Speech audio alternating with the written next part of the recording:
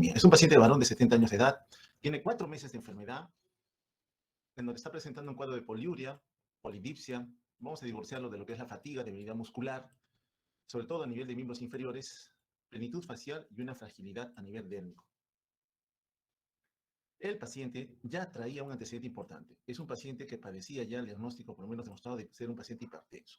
Actualmente está en manejo por otra condición también relevante para lo que es el caso clínico, por un adenocarcinoma de próstata, una neoplasia maligna a nivel prostático que puede aparecer en especial en los varones asociada a la edad y algunas otras condiciones locales que suelen suceder en el tiempo, pero que en este momento no es necesario revisar. Solamente importante para nosotros que ya tiene una neoplasia, como cualquier neoplasia, la tendencia a buscar diseminarse, salir del ámbito local en donde inicialmente se originó para poder ocasionar algún tipo de daño fuera del lugar que anatómicamente está siendo afectado al inicio. Bien, este problema ha sido diagnosticado 3 meses antes, le han sacado la próstata, productora de evidentemente de estas células neoplásicas, le han sacado los testículos como fuente de testosterona. La testosterona en algún arsenal neoplásico, que es una hormona sexual masculina, es utilizada por las células neoplásicas que expresan receptores a la testosterona para que induzcan en ella un aumento en la proliferación. Vale decir, la neoplasia se vale de un estímulo hormonal que nosotros normalmente producimos para seguir aumentando la tasa de replicación. Por tanto, el tumor sigue creciendo. Sabido esto, entonces hay que retirar la fuente que estimule el crecimiento del tumor. Por eso es que en muchos pacientes de sexo masculino que son diagnosticados de cáncer de próstata y en las células tumorales se demuestra la expresión de receptores para testosterona, hay que retirar los testículos para evitar mayor estímulo de recaídas en el tiempo. Aún así, el paciente está siendo manejado con alfuzosin y micatulatamida, que es una droga utilizada como quimioterápico para tratar de limitar los ciclos de replicación celular. Bueno, aclarado esto de la neoplasia, que es lo que al final de cuentas importa, que es un paciente hipertenso, tenemos el motivo de la consulta. Cuando uno escucha que el paciente presenta poliuria, polidipsia, inmediatamente en nuestra memoria viene, ¿por qué un paciente orinaría más y tendría más sed? Probablemente porque está perdiendo mayor volumen de orina que lo que convencionalmente debería ocurrir. Probablemente hay un desorden hormonal, porque cuando yo veo un paciente que orina mucho y tiene más sed que la habitual, pienso en que tiene un estado de deshidratación, quizás asociado a una endocrinopatía conocida como diabetes. La diabetes mellitus, en el paciente que ya ha alcanzado un valor constantemente elevado en sangre de glucosa, desarrolla en un momento una poliuria producto de la poca reabsorción del nivel de azúcar que en mayores cantidades se está ultrafiltrando y que las células del túbulo proximal no son capaces de poder resolver. La glucosa se comporta entonces como una sustancia osmóticamente activa, arrastra o favorece el desplazamiento de agua, el paciente orina más, presenta poliuria, pero por un componente osmótico que está acumulado en la luz tubular. Producto de la pérdida de volumen de agua, la respuesta natural, ¿cuál es? Que tengamos sed. Entonces, estas dos manifestaciones podrían ir de la mano con un paciente diabético o con alguna otra condición. Digo diabetes porque si fuera una condición aguda de las comunes, no tendría un tiempo tan prolongado de evolución. Para 4 meses uno más pensaría quizás en una endocrinopatía asociada a diabetes. Bueno, junto con esto nos dicen fatiga. Sí, la diabetes puede dar fatiga, pero también otros desórdenes. Debilidad muscular en miembros inferiores. Un poco raro que se concentre solo en miembros inferiores y no afecte a los miembros superiores o con afecte a toda la esfera motora convencional. O sea, llama la atención que esté un tanto más localizada en miembros inferiores. Quizás ese nivel tenga alguna condición que lo haya predispuesto a que sea más significativa la manifestación en miembros inferiores. Importa mucho en semiología el aspecto que trae el paciente. La cara nos da muchas veces la asociación a algún desorden que el paciente ya tenga y nos ayuda luego del examen físico completo, del estudio de laboratorio o de imágenes en la confirmación de que efectivamente tenía ese desorden. La fragilidad dérmica, bueno, significa que la piel, con cualquier estímulo, roce, rasguño, rápidamente comienza a tener mala cicatrización o la epitelización es inadecuada, no se regeneran los tejidos en la forma que habitualmente debería hacerse. Significa que algo anormal está ocurriendo a nivel tejido conectivo. La diabetes no va tanto con eso, ¿no? Pero aún así las primeras molestias ayudarían a pensar que quizás hay un desorden hormonal. Lo otro, más que nada asociado al problema que nosotros estamos viendo en nuestro paciente. Entonces tenemos un paciente, repito, a través de 70 años de edad, es hipertenso, tiene un cáncer de próstata, que si bien es cierto, ha sido sometido a cirugía, aún está con quimioterapia vía oral. Ahora viene por otras molestias, poliuria, fatiga, debilidad muscular en miembros inferiores, una cara un poco redondeada, le llamamos fases de luna llena, lo vamos a ver luego en qué consiste, y que ayuda a reconocer algún tipo de desorden hormonal. Bien, cuando se le examina al paciente, efectivamente el paciente está hipertenso, ya lo sabíamos, ya era un paciente hipertenso, al parecer no está bien controlado.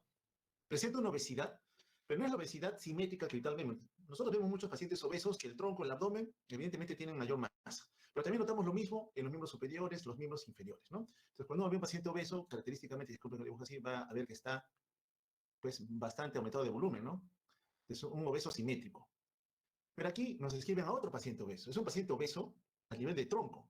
Es decir, el paciente, las extremidades no estarían tan comprometidas, el tronco principalmente es el que estaría afectado. Más o menos espero que se pueda imaginar el tronco. Dice, con fases de luna llena, que llama la atención. Es una fase característica en semiología endocrinológica, ¿no? Atrofia de la piel, es decir, aquello que nos describía en la piel sí se está demostrando en el examen físico. Es una piel que para él no va con lo que habitualmente uno esperaría encontrar una piel que resista mejor la fricción, por ejemplo. Tiene algunas señales de hiperpigmentación, hematomas en extremidades. Se evidencia, dice, una miopatía proximal en miembros inferiores.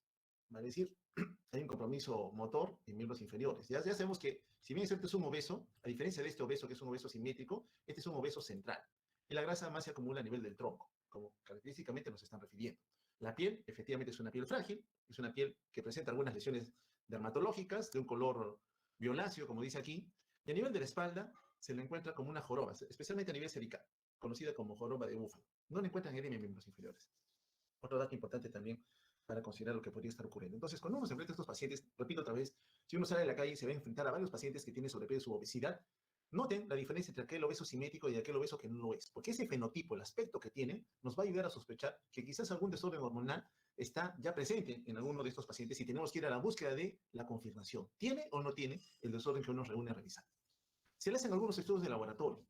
Y lo más relevante es lo que hemos colorado. El sodio sale ligeramente por encima del valor normal. Está ligeramente incrementado, 147. Hay hipernatremia.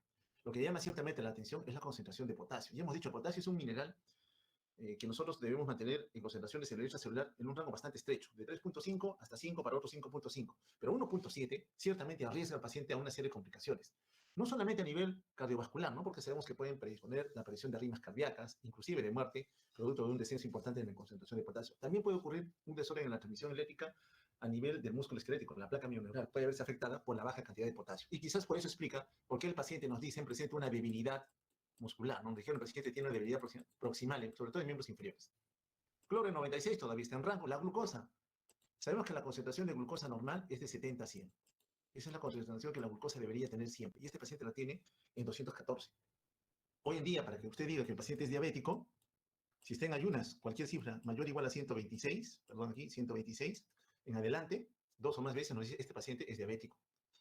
Si es que es tomada al azar, en cualquier momento del día, porque puede haber ingerido alimentos mayor o igual a 200, nos dice el paciente es diabético. Mal. Cualquier momento del día, haya o no ingerido alimentos. ¿Y cuánto tiene el paciente? 214. Entonces, poliuria polinicia, hiperglicemia, yo digo, es un paciente diabético. Pero ¿será esa la única condición patológica que trae el paciente? ¿O quizás habrán otras más? Sigamos analizando el caso. Se evalúa la función renal con una dosaje de creatinina 1.2, todavía en el rango superior normal, aparentemente normal. Su nivel de albúmina. La albúmina es una proteína muy importante, ¿sale? Lo hemos visto en farmacología, su poder de transporte es determinante, también poder oncótico, también poder amortiguador cuando ocurre algún trastorno de ácido base. Sí, es determinante. Valores normales 3.5 a 4.5, tiene 2.4. Hay una caída en el nivel de albúmina. La pregunta es ¿por qué? ¿Por qué ha caído la producción de albúmina? ¿Quién la produce? El hígado. Algo tiene el hígado. Tenemos que analizar también la esfera hepática para entender por qué ha descendido la cantidad de albúmina. O quizás es un desorden renal. La barrera ultrafiltrado está trabajando mal y está permitiendo que proteínas que antes no podían atravesarla llegando a formar parte del ultrafiltrado, ahora sí lo hagan. No lo sabemos. Habría que tener el porqué. Le miden deshidrogenasa láctica. Ya sabemos que deshidrogenasa láctica es una enzima intracelular. Acá vive la deshidrogenasa. Y está recontra incrementada, 1017. ¿Qué significa para nosotros? O la célula se está destruyendo, destrucción celular, o existe alto recambio celular. Las células se están multiplicando a una velocidad acelerada. ¿Existe alguna condición que el paciente tenga en donde haya alguna patología en donde las células se están multiplicando rápidamente? Sí, ese paciente tiene una neoplasia de próstata. En tanto tenga la neoplasia, a pesar que no han operado, han sacado los testículos, está con tratamiento con quimioterápicos, por la deshidrogenasa láctica indirectamente yo digo, quizás todavía hay tejido residual, o quizás la neoplasia ya se diseminó, ya generó metástasis, ya tiene otro nicho metastásico en un lugar a distancia. Importante entenderlo también. Hace poco revisaron algo de un paciente con cáncer de próstata, saben que se disemina a hueso, a hígado, a pulmón, puede ir hasta cerebro. Bueno, quizás alguno de esos órganos se ha comprometido y todavía se está multiplicando, por eso tenemos DHL incrementado. Podría ser. Tiene otra prueba especial conocida como antígeno prostático específico, el PSA. Es una prueba que en medicina y urología se utiliza como un screening. Por ejemplo, quien habla, yo tengo 50 años de edad. A mis 50 años de edad, ya pasé los 40, significa que tengo riesgo de neoplasia prostática. Significa que a partir de los 40 yo debía hacerme un screening. ¿Cómo? Una sonografía, tacto rectal o un dosaje de antígeno prostático para ver si está incrementado. ¿Cuándo yo sospecho que puede ser dañino? Cuando sobrepasa los 4, para aquí 4.4 nanogramos por mililitro. Tienes un paciente, le tomas 8, sospecha. ¿Por qué tiene tanto? Algo tiene en la próstata. Hay que evaluar la próstata como fuente. ¿Será una hiperplasia? Bueno, no me preocupo. ¿Será una hipertrofia? ¿Será una neoplasia? Bueno, ahí sí ya me preocupo tanto más, porque el PSA de alguna manera me está dando una señal de alerta de que algo está ocurriendo. La tiene incrementada, pero ya sabemos por qué, porque el paciente tiene una neoplasia de próstata. Se le toma adicionalmente una gasometría. Y aquí existen algunos datos que también llaman la atención en este paciente. Recuerda que el paciente viene por poliuria, polidipsia, debilidad, le encuentran una serie de lesiones en la piel, etcétera, etcétera. El LAGA muestra un pH en 7.62, incrementado, alcalosis. Y cuando hay alcalosis, yo inmediatamente digo, ¿será respiratorio o será metabólico? Si es respiratorio, el CO2 está por debajo de 40. Y si es metabólico, el bicarbonato está por encima de 24. Y mira cuánto tiene bicarbonato, 61.2. Cuando lo normal sabemos que es 24 más menos 2. Significa que algo está ocurriendo, pero ese algo ya tiene tiempo de evolución. ¿Por qué decimos tiempo? Porque el riñón, que es el principal compensador en generar más bicarbonato ante algún tipo de disturbio que surge en la economía, le toma por lo menos 3 días establecer una respuesta más adecuada. Y si ya tiene 61.2, es evidente que eso tiene más de 3 días de evolución. Ya el paciente nos está diciendo, ¿no? Tengo 4 meses así. La medida de potasio en orina, el nivel de potasio en orina está incrementado, está eliminando más potasio del que debe. Inmediatamente uno ya se pone a pensar, ¿qué escenarios pueden favorecer que yo elimine más potasio? Cuando debería todavía mantener un rango aceptable. Está en 1.7 en sangre, pero lo estás perdiendo en la orina. Entonces, inmediatamente tenemos que recordar otra vez nuestra fisiología y determinar en qué lugar del sistema tubular renal es que tendríamos mayor chance de recuperar potasio. Y quién sabe si esa zona está trabajando de forma inadecuada, decir que está favoreciendo la pérdida de potasio. Entonces, tenemos que enlazar este conocimiento. No solamente pareciera que viene por la diabetes, sino que también por algún desorden agregado, en donde estamos encontrando afección a nivel de medio interno, representada por la hipopotasemia, la calosis metabólica, en un escenario neoproliferativo que es el cáncer de próstata. Bueno, un manejo inicial, si está el potasio bajo, ¿qué hay que hacer? Reponer el potasio, porque si no reponemos potasio, maneje el escenario de riesgo para el paciente y luego enfóquese en buscar la causa. Bueno, el paciente tiene un potasio bajo, puede morir por una arritmia cardíaca, sí. Le dan suplemento con potasio, tanto por vía endovenosa como por vía oral, y en la evolución señala que la debilidad muscular y el nivel de potasio se resuelven en 20 horas. Vale decir, el paciente recupera la fuerza. Entonces, la causa de esa debilidad que el paciente tenía ahora y que lo llevó a buscar la ayuda era justamente porque había un nivel bajo de potasio. El potasio alto o bajo debilita el músculo, no lo deja trabajar, no se contrae adecuadamente, como que el paciente se paraliza y afecta de forma importante a las extremidades.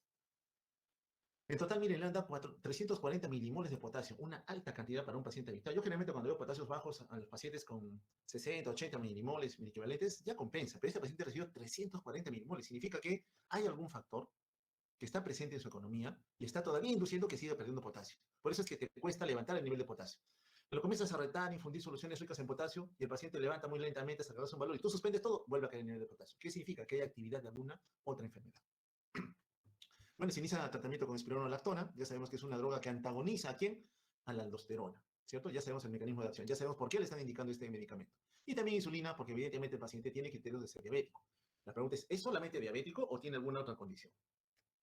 ¿Cuál es el diagnóstico? Bueno, sabemos que es un paciente hipertenso por antecedente. Sabemos que es un paciente que tiene neoplasia maligna de próstata. Sí. Lo que lo trae ahora, ya para nosotros demostrar, es un paciente con diabetes. Pero pareciera, por el fenotipo, donde vemos un obeso central, no el obeso simétrico que habitualmente solemos ver, que podría tratarse también de otro desorden conocido como síndrome de Cushing. El síndrome de Cushing, vamos a ver la definición, nos lleva a sospechar cuando el paciente viene aquel obeso a la consulta con alguna condición agregada, debuta con diabetes, debuta con hipertensión, tiene lesiones en la piel, color de búfalo, hirsutismo si son las mujeres, es decir, crecimiento de vello en zonas de la piel que habitualmente la mujer no debería tener. Hablo del bigote característico que tienen los varones, las mujeres lo presentan, o a nivel abdominal, ¿no? Mayor producción de vello del que habitualmente deberían tener. Entonces, enfocados en esto, vamos a tener que revisar en forma obligatoria la fisiopatología de la corteza adrenal, concentrados en Albert Cushing, que fue un cirujano, no es de la era clínica, quien estudió a un grupo importante de pacientes que tenían este fenotipo y un comportamiento con las manifestaciones que este paciente traía. Pero enfocados directamente a lo que es el síndrome el síndrome de Cushing. ¿Cómo definimos al síndrome de Cushing? Porque esa es la primera parte de la revisión asociado a fisiopatología de la corteza adrenal. Es un epónimo, como ocurre habitualmente, aquel profesional de la salud, en la mayoría de casos, a veces no siempre eran médicos, que demuestra o explica o describe condiciones patológicas presentes en un grupo de pacientes asociadas a una entidad determinada, por lo general en medicina siempre se les dio el apellido de esa persona que hizo las primeras descripciones. Síndrome de Guillain-Barré-Stroll, por ejemplo, Landing Guillain-Barré-Stroll, aquel desorden donde la fibra nerviosa pierde mielina a nivel periférico y el paciente se paraliza, no puede moverse, ¿no? Entonces describes al epónimo a la persona o personas que estuvieron investigando este desorden. Bueno, Cushing, el síndrome de Cushing así es el epónimo aplicado a aquel paciente que trae manifestaciones, síntomas y hallazgos físicos, el fenotipo, el obeso centrípeto, lesiones en la piel, el hirsutismo, fases de luna llena, la joroba de búfalo, estrías violáceas, ¿ya? Hallazgos físicos, que se están desarrollando cuando este paciente se está exponiendo crónicamente a una alta concentración de glucocorticoides. Y cuando uno habla de glucocorticoides, está hablando de quién? De la corteza adrenal, porque es allí en donde se fabrican los glucocorticoides. Siguiendo el eje natural, que es el eje hipotálamo, hipofisiario o adenohipófisis adrenal. ¿Ok? Ese eje entonces rige la producción de una serie de hormonas que se producen en la corteza, que van a tener una correspondencia con algún tipo de respuesta que en algún momento la economía tenga que desplegar por alguna necesidad. Sin olvidar que en la parte interna, todo esto es la glándula adrenal, es la glándula adrenal, pero tiene dos componentes, ¿no? Esta que está aquí, que es la corteza en verde, y la que está aquí es la médula adrenal, la que produce catecolaminas, principalmente epinefrina. Muy bien, entonces, síndrome Cushing es aquella persona que trae manifestaciones clínicas y al examen físico algunos hallazgos significativos que me dicen, este paciente tiene en su sangre alta cantidad de glucocorticoides y la tiene tiempo. Por tanto, esos glucocorticoides han causado muchos desórdenes en ese paciente, que lo traen ahora a la consulta. Eso es lo que vamos a hablar.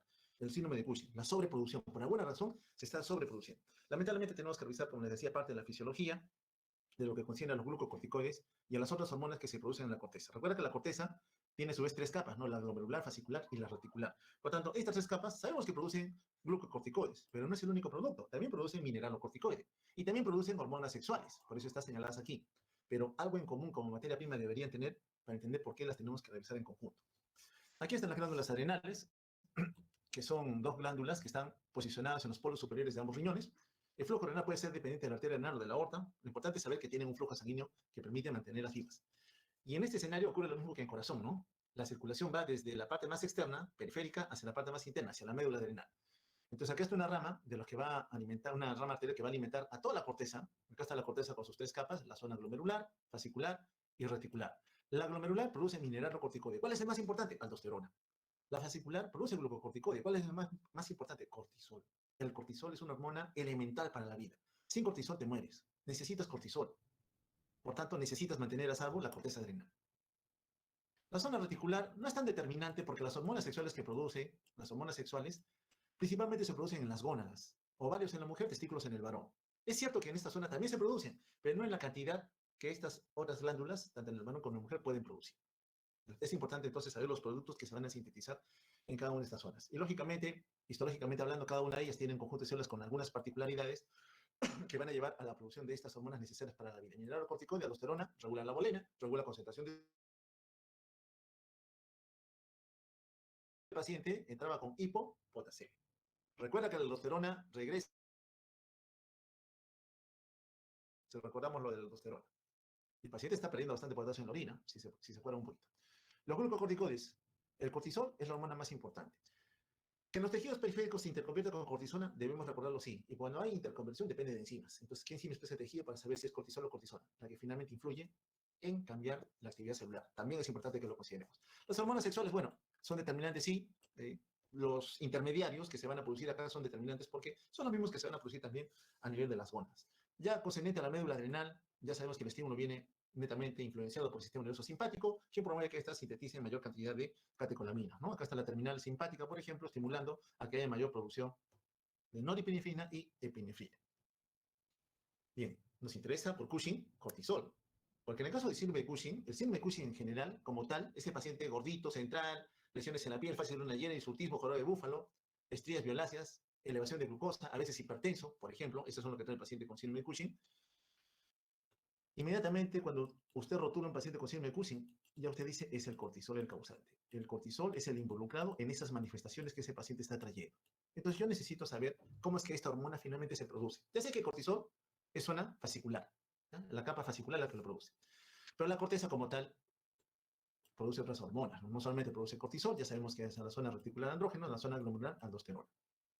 ¿Qué importancia tiene conocer esto y qué diferencias habría en relación a la producción regular? Bueno, son tres productos que la corteza produce, pero recuerda que la corteza, perdón, esta de acá, usted debe verla como una fábrica que obedece a alguien.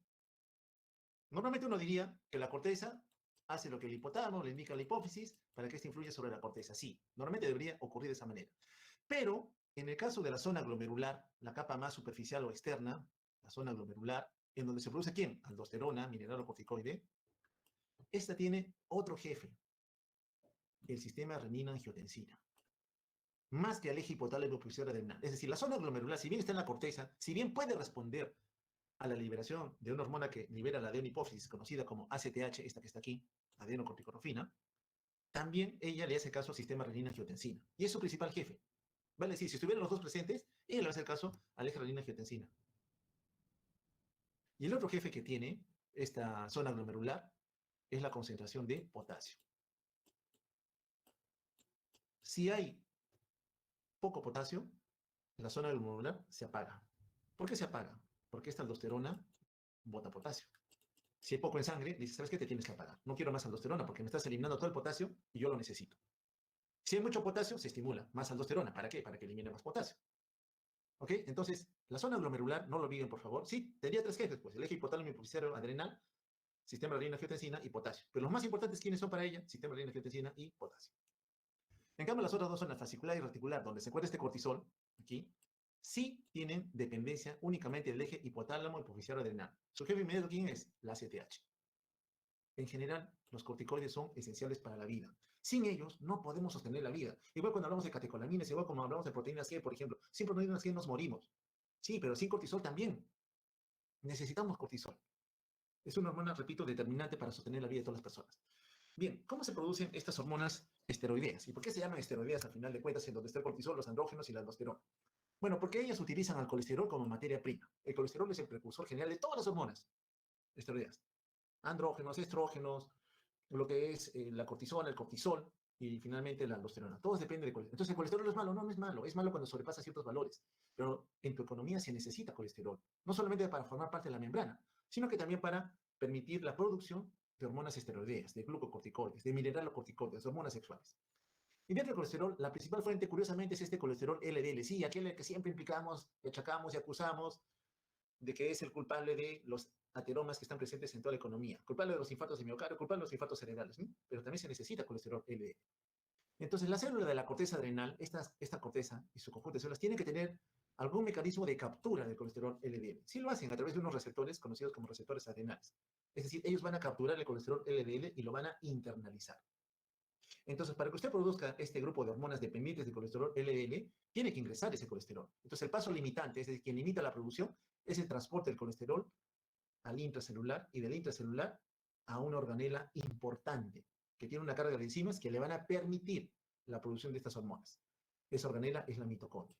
Es decir, ese colesterol, una vez que va a ser utilizado por las células de la corteza adrenal, tiene que ingresarlo al interior de la mitocondria, en donde va a sufrir una serie de cambios y modificaciones, produciendo un metabolito intermediario muy importante conocido como pregnenolona. No olviden la pregnenolona, es el metabolito intermediario para sintetizar aldosterona, cortisol y hormonas sexuales. Quien ayuda a regular eso es una proteína especial que favorece o regula la esteroidogénesis. Acá tenemos a nuestro colesterol LDL circulando, formando parte de lipoproteínas. Hay un receptor en la membrana de una célula de la corteza adrenal, ingresa por endocitosis, está en forma libre en el citoplasma, puede depositarse como tal en una vesícula de almacenamiento o ser capturada por un sistema de enzimas que induzcan la conversión en otros productos que finalmente lleguen a producir hormonas esteroideas. Entonces acá tenemos que ese colesterol tiene que haber ingresado para que sea adecuadamente utilizado. Ya está en el interior de la célula. Esta es una célula de la corteza adrenal. Ya tenemos colesterol. Puede estar libre o puede estar formando parte de alguna vesícula de almacenamiento. Cualquiera de las dos, pero ya ingresó. Bien, llega la hormona, la CTH es la jefa de una célula de la corteza, actúa como su receptor, acoplado a proteínas G, vías de señalización en el citoplasma. ¿Y qué es lo que induce? Quiero más colesterol libre. La CTH dice, libérame más colesterol, ¿la que tienes guardado o captura más del que está fuera de la célula? Muy bien, hay más colesterol libre. Se expone a una serie de enzimas que van a inducir un cambio en el colesterol para formar a ese metabolito intermediario conocido como pregnenolona. Entonces, entre la mitocondria y el retículo endoplásmico liso va a ocurrir una serie de idas y venidas de esos productos hasta que finalmente tenemos esas hormonas.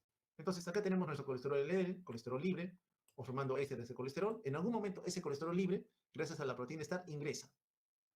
Y una vez que ingresa a la mitocondria, se convierte en ¿quién? En pregnenolona. Como tal, sale al citoplasma, otras enzimas la van a coger, la van a convertir y va a regresar otra vez al mitocondria, como lo vamos a ver a continuación. Aquí vamos a resumir en qué consiste la producción, que a veces es algo confusa, pero es necesario entender. ¿Por qué? Porque hay algunos pacientes que tienen deficiencia de algunas enzimas. Y cuando tú tienes deficiencia de alguna enzima, el producto final no se va a dar. Entonces, ¿qué vas a generar? A pesar de que hay una célula de la corteza por deficiencia de una enzima, vas a generar algún tipo de insuficiencia hormonal de algún producto que se tenía que haber sintetizado. Bueno, entonces la pregnenolona tiene que hidroxilarse en la posición 17 a nivel de retículo endoplásmico, lo hemos visto, ¿no? Entró el colesterol libre, entró la mitocondria, se convierte en pregnenolona, sale la pregnenolona y viaja, disculpe que mi mouse no me acompaña, al retículo endoplásmico liso, en donde gracias a una enzima se convierte en 17 alfa hidroxipregnenolona. Posteriormente hay una conversión a hidroxiprogesterona, luego una hidroxidación en la posición 21. Posteriormente se forma el 11-deoxicortisol, miren tantas conversiones que ocurren ahí, y una vez que se ha producido vuelve a entrar a la mitocondria. Segundo ingreso. Ingresa primero como colesterol libre, se convierte en pregnenolona, sale, varias conversiones más, 11-deoxicortisol, vuelve a entrar a la mitocondria, en donde sufre otra hidroxidación que ya lo convierten en el cortisol. Esta que es la hormona que sí necesitamos. Pero en su conversión dense cuenta que ha habido varios viajes que ha tenido que tener el colesterol en su inicio hasta que lo llegan a convertir en esta hormona esteroidea. Entonces, la ACTH acelera el proceso. Lo que va a favorecer de cierta manera es que tengamos colesterol suficiente para que este pueda convertirse en una hormona esteroidea. Sea aldosterona, sea cortisol o sea una hormona sexual. Al final el producto se necesita. Luego veremos en qué se va a utilizar. Entonces, este también resume lo mismo. Ya vimos colesterol ingresa, pregnenolona sale, conversiones e hidroxilaciones, hasta deoxicortisol, vuelve a ingresar a la mitocondria y aquí es donde se convierte ya en cortisol. Y este es el producto final. Este es el que sale de la economía. ¿A qué sale de la economía? A influir en el comportamiento celular. Músculos, carbohidratos, grasas, van a tener que responder al influjo de cortisol. Entonces, la zona glomerular, fascicular y reticular, estas tres que están aquí, todas usan colesterol, absolutamente todas. Todas vienen de la conversión de pregnenolona. Lo que va a cambiar, ¿qué es? Que en la zona glomerular, el producto final, ¿cuál es? Aldosterona. En la zona fascicular, el producto final, ¿cuál es? Cortisol, que se puede interconvertir con cortisol. Y en la zona reticular, hormonas sexuales, tanto femeninas como masculinas. Pero lo más importante, hemos dicho, que son las gordas. Muy bien. Una vez que se han sintetizado estos productos, sobre todo el cortisol, porque eso me está hablando usted, síndrome Cushing es un paciente que tiene altos niveles de cortisol y le está produciendo una serie de efectos anormales en la economía. ¿Y qué es lo que hacen al final de cuentas cuando estas hormonas se están liberando al torrente sanguíneo? Van a hacer una regulación del metabolismo intermediario, principalmente dirigidos contra quién. En el caso del mineral o corticoide, influyendo en el sodio, indirectamente en el agua. Y en segundo lugar, en el potasio, la aldosterona. Y los glucocorticoides, ¿por qué se llaman glucocorticoides? Sí, es un corticoide al final de cuentas. Porque justamente el cortisol se va a encargar más que nada de regular la cantidad de glucosa en sangre. Por eso se le llama glucocorticoide. ¿Ok? Muy bien, entonces metabolismo intermediario, metabolismo hidrosalino en relación a la aldosterona. Note que la ACTH es hormona que se produjo a nivel de la adenohipófisis, actuando sobre su receptor, aumentando la concentración de bicíclico, favorece que se activen todas aquellas vías metabólicas para que el colesterol sea utilizado. Así es como trabaja en general la ACTH sobre la célula de la corteza adrenal. Bien, analicemos ahora la regulación de la secreción. ¿Cómo es que se produce normalmente? Hablo de este aspecto porque es importante para entender lo que ocurre luego en el escenario patológico. Bueno, sabemos que normalmente el eje empieza a nivel hipotalámico con la liberación, hormona de liberación de corticotrofina, la CRH. Esta la produce el hipotálamo, llega a la adenipófisis, induce a nivel de la adenipófisis que libere ACTH. Y esta ACTH se libera al torrente sanguíneo y busca a las células de la corteza adrenal, principalmente a la zona fascicular. Muy bien, eso ya lo sabíamos, porque poco influye sobre la zona glomerular. Muy bien, ¿quién regula a la ACTH? Principalmente dos hormonas. La CRH, que la produce el hipotálamo, ya lo sabíamos ya. Disculpen, esta CRH. Pero también se mete otra hormona más, la arginina vasopresina. La hormona antidiurética también influye en la secreción de ACTH. Es decir, a nivel hipofisiario hay varios componentes hormonales que pueden influir en el mismo producto. Bueno, al final se libera ACTH por uno u otro estímulo, llega a la corteza y a la corteza le ordena que produzca más hormonas esteroideas. Saber que este eje cumple su tarea siguiendo varios mecanismos de respuesta. Uno que es fisiológico, conocido como ritmo circadiano. ¿Qué significa? Que la concentración de la hormona, la producción de cortisol, no es constante durante todo el día. Vamos a ver que tiene algunos picos y algunos valles. Es decir, la concentración puede aumentar en alguna hora del día y puede disminuir en otra hora del día o de la noche. Ritmo circadiano. Puede ser influido por situaciones de estrés. Sí, cualquier situación de estrés, cualquier injuria a la cual una persona tenga que enfrentarse en algún momento, puede estimular también a este eje. Situación de estrés. Igual como lo hace el simpático, este eje también se va a activar ante situación de estrés. Va a ayudar al simpático a responder mejor ante esa situación de estrés. Y el tercero, y muy importante, que normalmente debe seguir un ordenamiento en base a un feedback negativo. Es decir, una vez que tengo cortisol suficiente, feedback negativo, adenipófisis, ya no estimules con ACTH, hipotálamo, tampoco sigas estimulando con la CRH. Feedback negativo. Una vez que hemos alcanzado la concentración que necesitamos alcanzar. Lógico que si hay poca cantidad, no tengo cortisol, la ACTH se enoja y comienza a ser secretada en mayor cantidad. Más ACTH, alta cantidad, cuando tengo poquito cortisol, tratando de estimular una respuesta en la corteza adrenal. Aquí vemos la regulación que nace en el hipotálamo, arriba, arriba, arriba, aquí está el hipotálamo, a través de dos centros, ¿no?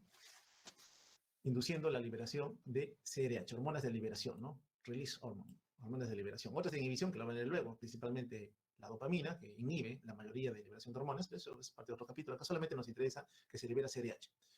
Actúa sobre la adenopófisis con el fin de que se expanda mejor la respuesta, que favorezca la liberación de esta otra hormona, que es la que finalmente va a actuar a nivel de la economía, ¿no? Es muy importante entender esto.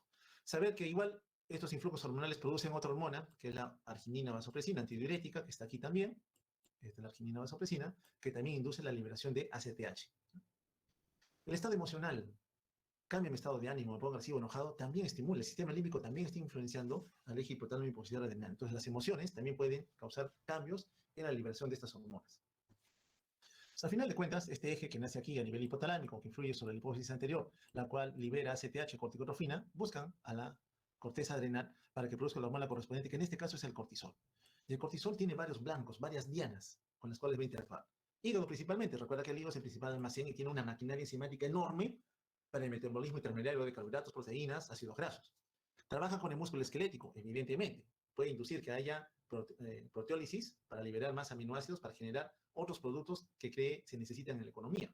Por eso muchas veces, cuando hay mucho cortisol, ocurre la atrofia muscular, perdemos masa muscular por sobreexposición a este corticoide. ¿Influye sobre el tejido adiposo? Evidentemente que sí, favorece la lipólisis. Por tanto, hay mayor cantidad de ácidos grasos libres circulando en la economía. Situaciones de estrés, mira, por alguna condición, politraumatización, me caí, me golpeé, o tengo un proceso inflamatorio con una pancreatitis aguda grave, estimula receptores, los nociceptores, llega a la médula, llega a la corteza, se enlaza con el tronco, influye también en el estado emocional, las vías nociceptivas, para hacer que se descargue también la liberación de cortisol. Entonces, no solamente es una estimulación natural con la hormona, metabolismo intermediario, sino otras situaciones de estrés, el dolor, la ansiedad, la euforia, pueden también llevar a estimular a este eje, haciendo que el producto final, en este caso cortisol, se pueda incrementar. Pero lo general es por corto tiempo. El ritmo circadiano del cortisol. Hablamos de cortisol porque es la hormona que nos reúne hoy día, pero no es la única que produce la corteza. Ya sabemos que hay aldosterona, hormonas sexuales. Bueno, ¿qué características tiene el ritmo circadiano en lo que es la producción de cortisol? La máxima cantidad de cortisol se libera en las primeras horas de la mañana.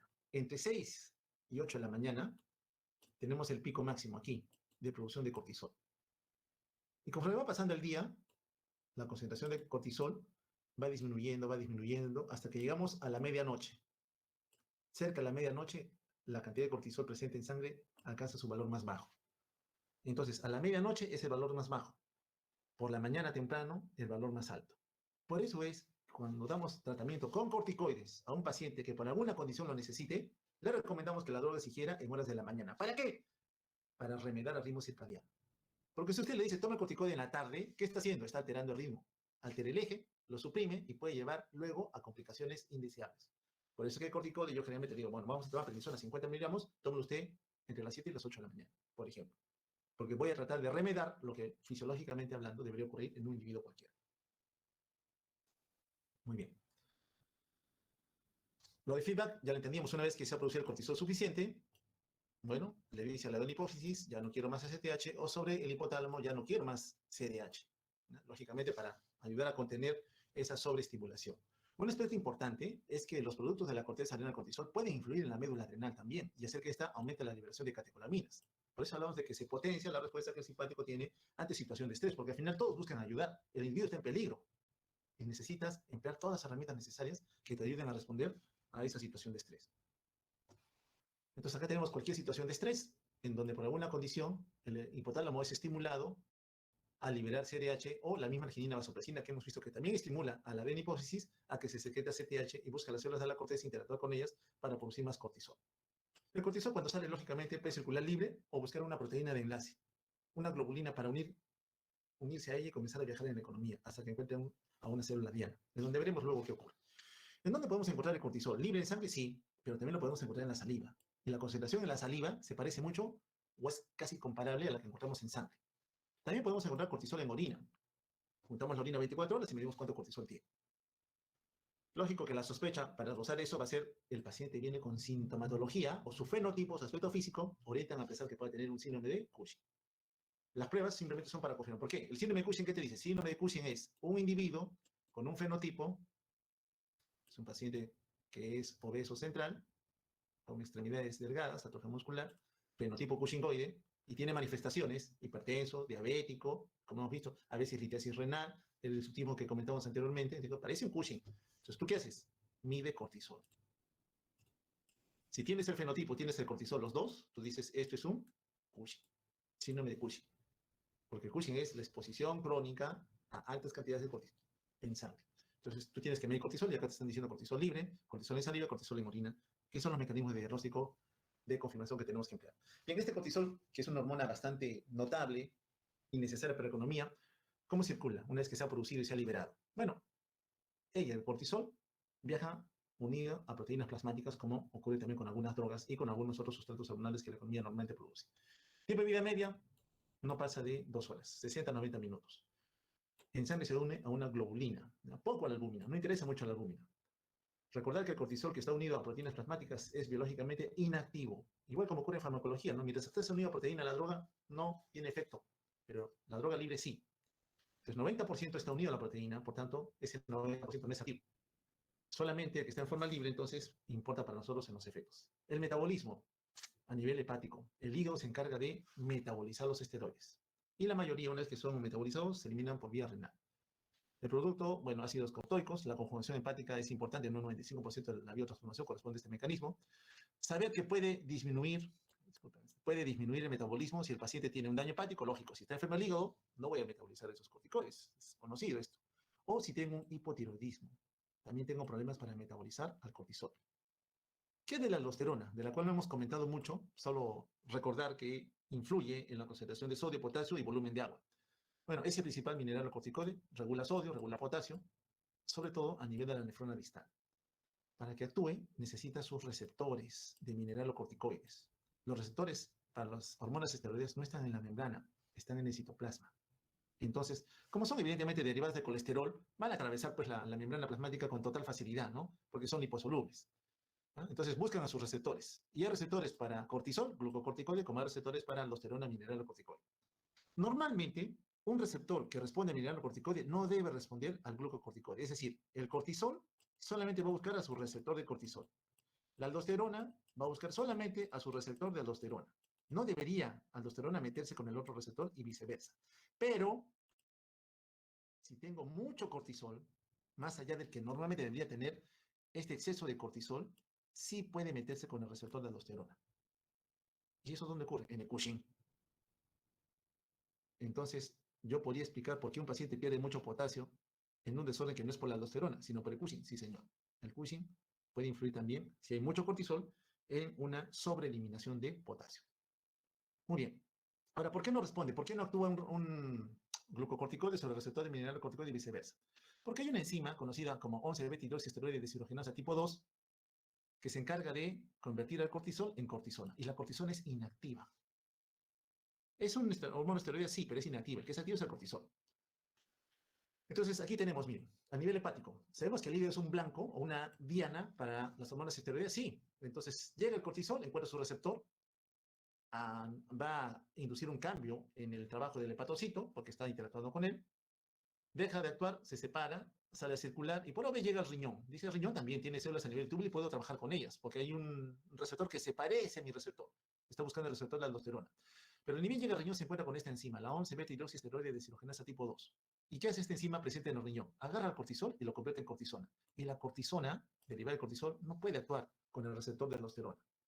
Entonces, mientras esté esta enzima, el cortisol no puede actuar sobre las células del túbulo distal. No puede. Pero, si tienes mucho cortisol, saturas a la enzima, ¿cierto? Sí, farmacología. Por tanto, el cortisol que no interactúa con esta enzima busca el receptor e induce lo mismo que haría la aldosterona. ¿Qué hace? Retiene sodio, agua y bota potasio. Más sodio, más agua, más hipertensión. Entonces, eso ocurre fisiopatológicamente hablando en el paciente con síndrome de Cushing. Entonces, acá, resumido, lo mismo que detallé, solo que un poco más explícito, pero pienso que el anterior lo ha detallado muy bien. Efectos biológicos, lo normal, ¿no? Y lo que anormalmente podría suceder, porque en el Cushing usted me está diciendo que hay demasiado cortisol presente en sangre. Bueno, saber que los receptores están presentes en el citosol, no están en la membrana. Todos los tejidos expresan receptores para cortisol, todos. Igual como ocurre con el simpático, ¿no? La mayoría de células responden a él, lo mismo ocurre con cortisol.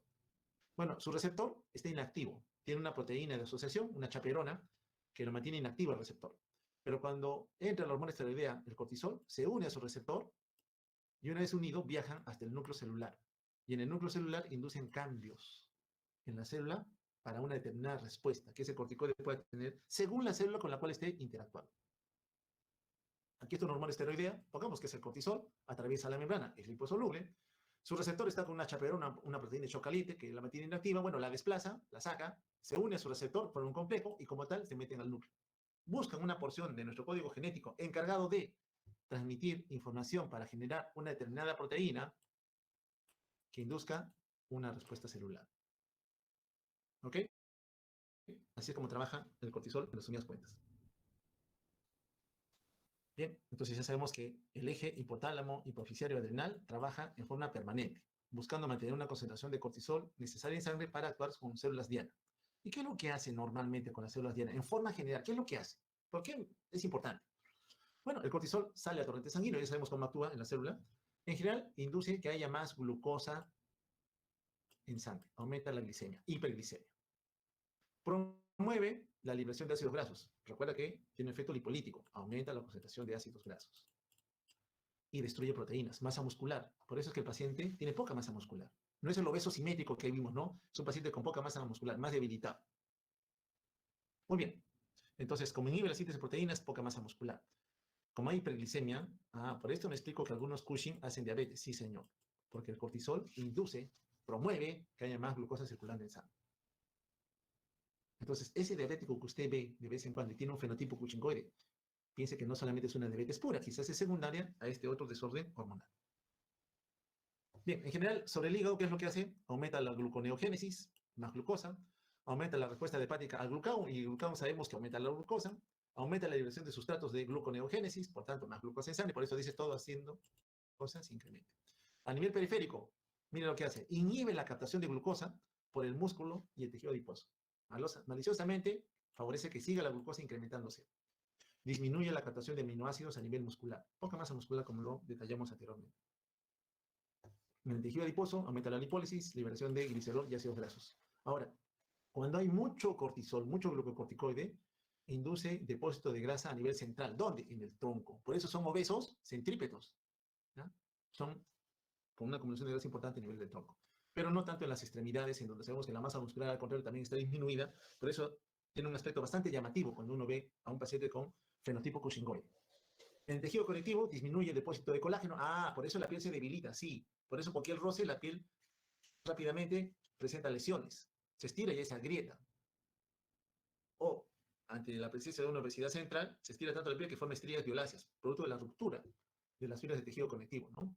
Se adelgaza la piel, forma hematomas, justo lo que tiene el paciente, estrías violáceas, también lo que tiene el paciente, ¿no? Y una pobre curación de las heridas. Sobre el hueso influye, también inhibe la formación de hueso, disminuye la proliferación celular, disminuye la síntesis de ARN, proteínas, colágeno y hialuronato. Al inicio, inclusive, pareciera haber tenido cierto rol protector, ¿no? Porque estimula a la vía Rankel-Rank osteoprotegerina, que han visto probablemente el metabolismo del calcio, lo cual va a estimular que la paratormona salga con todo a tratar de contener el proceso que en este momento está siendo perjudicado por el cortisol.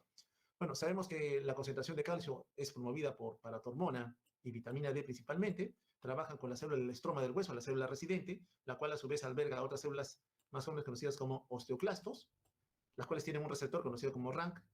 La célula del estroma tiene una proteína de adhesión conocida como ligando de RANK. Se juntan los dos estimulados por PTH y hormona y vitamina D3, perdón, junto con osteoprotegerina se amplifica la vía de señalización. ¿Y qué es lo que hace a final de cuentas? ¿A qué me quiere decir? Que vas a hacer que el osteoclasto madure a esta célula ya madura, que es una célula gigante, multinucleada, con varias prolongaciones digitiformes que se meten en el hueso y lo erosionan. ¿Ya? Eso ocurre en el escenario inflamatorio. Cuando se erosiona, se debilita el hueso. En general, disminuye en absorción intestinal de calcio. Como hay poco calcio, ¿quién sale a defender? La paratormona. Se genera un hiperparatiroidismo secundario. Recuerda que las células de la paratormona sensan la concentración de calcio. Si hay poco calcio, se libera más paratormona. Y la paratormona busca el hueso, estimula el osteoclasto para que comience a erosionar más al hueso. Y una vez que lo erosiona, saca calcio del hueso, lo devuelve a la economía. Eso quiere decir que nos falta más calcio. Aumenta la eliminación de calcio en la orina. O sea, por todo lado tenemos un balance negativo de calcio. Sacamos calcio del hueso para eliminarlo por la orina. Y disminuimos la absorción de fosfatos a nivel tubular renal. Recuerda que el fosfato es otro componente que se deposita en el hueso, pero que lamentablemente aquí estamos afectando su reabsorción a nivel renal. Conclusión, ¿qué produce entonces el exceso de glucocorticoides? Osteoporosis. Osteoporosis porque ha promovido que haya más protohormona que ordena al hueso que sea erosionado producto de la activación de los osteoclastos. Acá está un osteoclasto maduro, ¿sí? Una célula gigante multinucleada que se adentra al hueso y comienza a erosionarlo. ¿Para qué? Para sacar el calcio, porque no hay calcio en el torrente sanguíneo. ¿Por qué? Porque no se está absorbiendo desde el tubo digestivo, lo estás eliminando por vía renal junto con el fosfato. Entonces la protohormona dice, tengo que nivelar otra vez el calcio. La única manera que tiene es activar al osteoclasto, que es esta célula que está aquí, para que comience a erosionar el hueso. Es decir, se estamos generando un hiperparatiroidismo secundario. El primario es cuando la glándula paratiroides solita se activa, comienza a trabajar de más. El secundario es cuando otra patología estimula que se libere más paratormona. En este caso, el Cushing. Especialmente el desarrollo. Bueno, los corticoides son importantes, sí. Permiten que los neumocitos tipo 2 aumenten la producción de surfactante. Recuerda que el producto de la concepción, según las semanas de gestación que tenga la mujer, todavía no tiene un aparato respiratorio maduro. Generalmente en la semana 32, 34 el pulmón recién ha madurado y produce suficiente cantidad de surfactante, por tanto todavía tendría que tener una chance de sobrevivir si es que se desencadena un trabajo de parto prematuro. Entonces, cuando yo recibo pacientes que tienen 30, 32 semanas de gestación gestantes y están por alguna otra condición internadas en la UCI o en emergencia, y sé que esa patología puede inducir que se desencadene un trabajo de parto prematuro, ¿qué tengo que hacer? Indicarle corticoides a la madre, para que estos corticoides induzcan en el feto la maduración de su pulmón para que haya buena producción de surfactante. ¿Qué más? Acelera el desarrollo de sistemas enzimáticos a nivel de hígado. En exceso, bueno, ¿qué ocurre cuando tengo mucho corticoide? Inhibe el crecimiento, disminuye la secreción de hormona de crecimiento. Y lógicamente, la hormona de crecimiento sabemos que a nivel hepático, disculpen, esto no está rayando bien, la hormona de crecimiento no trabaja ella en forma directa. Induce al hepatocito a liberar factor de crecimiento insulinoide tipo 1, conocido también como somatomedina C, que es la que va a trabajar con el músculo, con el hueso, las articulaciones y lo demás, para que el crecimiento sea lo más adecuado posible. Pero eso lo han aprendido ustedes en fisiología. ¿Qué hace con los eritrocitos? Poco efecto, pero si hay mucho glucocorticoide puede inducir un aumento de la masa eritrocitaria. Sobre los leucocitos, ¿los corticoides tienen algún efecto? Sí, aumenta la cantidad de polimorfos sobre el total de leucocitos en sangre, pero disminuye linfocitos, monocitos y eosinófilos. Una característica importante es que puede haber poco eosinófilos circulando en un paciente que tiene Cushing, porque el corticoide suprime a nivel medular la maduración de estos eosinófilos. Atenúa o limita la migración de células inflamatorias. Lo vimos en asma, ¿no? Como los corticoides inhalados, corticoides sistémicos pueden limitar la respuesta inflamatoria. Inhibe la fosfolipasa 2 para que no haya ácido araquidónico con estos intermediarios inflamatorios como los leucotrienos, por ejemplo, que amplifiquen la señal inflamatoria. Deteriora la liberación de interleuquina 1, otro factor importante, una citoquina importante en la respuesta inflamatoria. Miren que cuando nosotros tenemos cortisol en cantidades normales, vamos a decirlo, busca su receptor aquí. Hay un receptor de alta sensibilidad y otro de baja sensibilidad. El de alta rápidamente se mete al núcleo, cambia la activación celular para producir un producto, en este caso, proteínas antiinflamatorias. Para atenuar qué cosa? La inflamación. Eso es el normalmente cortisol, una respuesta inflamatoria controlada. Y si lo doy como droga, vas a conseguir el mismo objetivo, empleando o remediando lo que el cortisol naturalmente solía hacer. Sobre la función cardiovascular, bueno, recuerda, mucho cortisol puede meterse luego con los receptores de aldosterona y hacer que haya más sodio retenido, más agua, más volemia, más precarga, más gasto cardíaco, más presión arterial. Entonces, por aquí explicamos por qué esos pacientes generalmente son hipertensos. También aumenta el tono vascular periférico. Mayor resistencia vascular periférica, mayor presión arterial. También aumenta la expresión de receptores para las catecolaminas. Entonces, el simpático se ve potenciado por la presencia de cortisol, para que tenga un mayor impacto en la esfera cardiovascular. Regulan al sustrato asociado a la renina, en este caso la angiotensina 1, que haya más, para que responda con la producción luego de angiotensina 2. Sobre la función renal, bueno, pueden afectar el balance de agua y electrolitos, en especial cuando es un mineral o corticoide de la causa, ¿no? Aldosterona. ¿Y qué produce? Retengo sodio. Mi paciente hace hipernatremia. ¿Cuánto tenía el paciente del caso Viñeta? 147. ¿Qué nos hace? Hipocalemia. ¿Cuánto tenía? 1.7.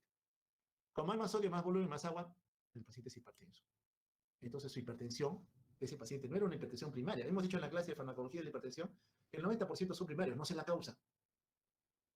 Pero hay un 10% que son secundarios a algo. Y ese algo muchas veces es un desorden hormonal. Entonces, si tú recibes un paciente hipertenso y tiene el fenotipo Cushingoide, lo estás viendo, que parece un Cushing, pídele cortisol para confirmar si estás o no manejando un Cushing. Y lógicamente a nivel renal puede aumentar la tasa de filtrado glomerular.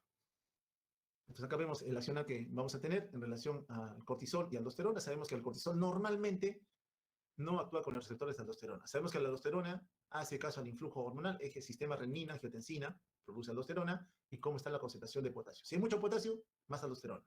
Si hay alteración en la bulimia, más sistema renina-angiotensina activado para que produzca más aldosterona. Recuerda que la zona glomerular tiene un jefe muy importante, sistema renina-angiotensina, concentración de potasio. El eje hipotálamo hipoficiario adrenal influye muy poquito sobre la zona glomerular. Influye algo sí, pero no es tan relevante como lo hace sobre la otra capa, que es la zona fascicular.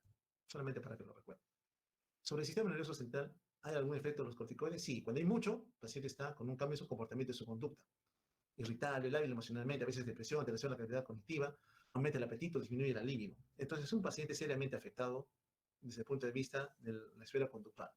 Sobre la función tiroidea, importante, disculpen acá, disminuye la síntesis y liberación de TSH, disminuye la conversión de T4 en T3. Entonces, en un paciente con hipertiroidismo, que tiene alta cantidad de hormonas tiroideas, T4, ¿me conviene que se convierta en T3? Yo digo, no, no me conviene, porque T3 es la forma activa. Entonces, dale un corticoide porque disminuye la conversión de T4 a T3. Entonces, muchos pacientes con hipertiroidismo reciben corticoides para evitar que haya más hormona tiroidea T3 libre, induciendo una respuesta exagerada a nivel celular. Entonces, ese concepto, ese conocimiento fisiológico, yo lo empleo en farmacología para manejar, por ejemplo, el paciente con hipertiroidismo. Sobre la función gonadal inhibe la secreción de gonadotrofinas y en la mujer especialmente puede también suprimir la respuesta de la hormona luteinizante a la hormona liberadora de gonadotrofinas. Más riesgo de ser enfermedad ulcerosa péptica, sí. Peor si es que el paciente consume AINES. Más riesgo, también importante acá, efectos oftalmológicos. En exceso puede aumentar la presión intraocular. ¿Lo debes saber? Sí. Porque a veces viene un paciente con conjuntivitis y tú le indicas un corticoide tópico oftálmico, prednisolona. Y no sabes, porque tú desconocías que el paciente quizás ya tenía una presión intraocular incrementada, glaucoma. Y le das el corticoide y aumenta más la presión. Y si aumenta más la presión, comprimes la retina. Y si comprimes la retina, el paciente se vuelve ciego.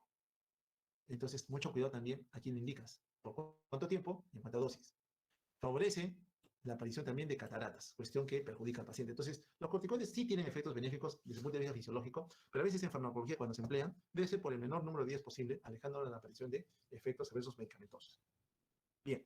Entonces, para resumir todo lo que hemos comentado en relación al eje hipotálamo hipoficial adrenal que actúa sobre la corteza adrenal, en donde la principal hormona que hoy nos compete revisar, que es cortisol, asociado a síndrome de Cushing, entender que este cortisol tiene varias dianas en la economía. Sistema inmune, suprime la respuesta inmune. Sobre el hígado, favorece que haya mayor gluconeogénesis. Sobre la esfera muscular, catabolismo proteico. Y sobre el tejido adiposo, lipólisis. Entonces, consecuencias de un exceso de cortisol, hiperglicemia, mala respuesta inmunitaria, aumenta la gluconeogénesis, aumenta la glucogenólisis, aumenta el metabolismo proteico, bloquea la producción de citoquinas, etc. Entonces, los efectos en exceso pueden ser ciertamente perjudiciales, sin contar lo que ocurre en el corazón, en el hueso, en el músculo, etcétera, etcétera, lo que hemos comentado anteriormente. Nuestras pruebas de laboratorio entonces tienen que ir enfocadas a medir al eje, ¿no? Porque si sé que el cortisol sí tiene su eje directo a quien obedece, hipotálamo hipoficial adrenal, yo tendría que ir a valorar cómo están las hormonas, porque digo, ¿el cortisol dónde se produce? En la corteza adrenal. Entonces, ¿la fábrica está produciendo mucho cortisol solita o es porque la adenohipófisis, disculpe que digo, la adenohipófisis está estimulando demasiado a la corteza adrenal? ¿O es que el hipotálamo, más arribita, está estimulando demasiado a la adenohipófisis? ¿Quién es el culpable? ¿ACTH? ¿CDH? ¿O es la misma corteza adrenal la que está comenzando a producir de más? O quizás es un tejido que no es ninguno de estos componentes, es otro tejido el que está produciendo mucha ACTH. ACTH ectópica le llamamos. Es decir, no se produce en la glándula que habitualmente debería inducir su producción. Pero igual, como es ACTH, le dice a la corteza, produce más cortisol. Entonces, las pruebas de laboratorio van enfocadas, primero que nada, si es Cushing, ¿qué tienes que demostrar? Que el cortisol está aumentado. Dosas cortisol, en plasma, en saliva, en orina. Recordaste que el cortisol está probablemente incrementado. Busca la causa. ¿Será la hipófisis? Mide la CTH. Y por último, ¿tienes problemas en el diagnóstico? Puedes emplear corticoides para tratar de remediar el eje. Porque si hay mucho cortisol y tú le das más corticoide, debería suprimir al eje, bajar la CTH. Son pruebas especiales para hacer el diagnóstico, que la vamos a comentar muy poquito. Aquí simplemente estamos enfocados en la fisiopatología del síndrome de Cushing. Enfrentamiento clínico, entonces, con el síndrome de Cushing. El síndrome de Cushing se divide en dos grupos. Aquel Cushing que surge por exposición a corticoides que el cuerpo está produciendo, a ese le llamamos endógeno, o aquel que fue introducido en la economía de un paciente, exógeno. Y este de acá es el más frecuente. Cada vez que nosotros vemos un Cushing, sí lo vemos a cada rato, vemos Cushing, pero son pacientes que lamentablemente por alguna enfermedad de fondo tienen que usar corticoides. Por ejemplo, artritis reumatoide, por ejemplo, lupus eritematoso sistémico, alguna neoplasia de fondo, algún desorden autoinmune que lo lleve a tener que utilizar corticoides. O un paciente asmático que lamentablemente se ha acostumbrado a que le estén inyectando corticoides sistémicos, ingiriendo corticoides por vía enteral, que al final actúan también en forma sistémica. Entonces, esa sobreexposición prolongada a corticoides induce también que su aspecto físico cambie y se parezca a un Cushing. Entonces, es en general por uso exagerado y prolongado de corticoides. Así se produce el Cushing. Eso es lo que más vamos a ver. Es la forma más frecuente del síndrome de Cushing.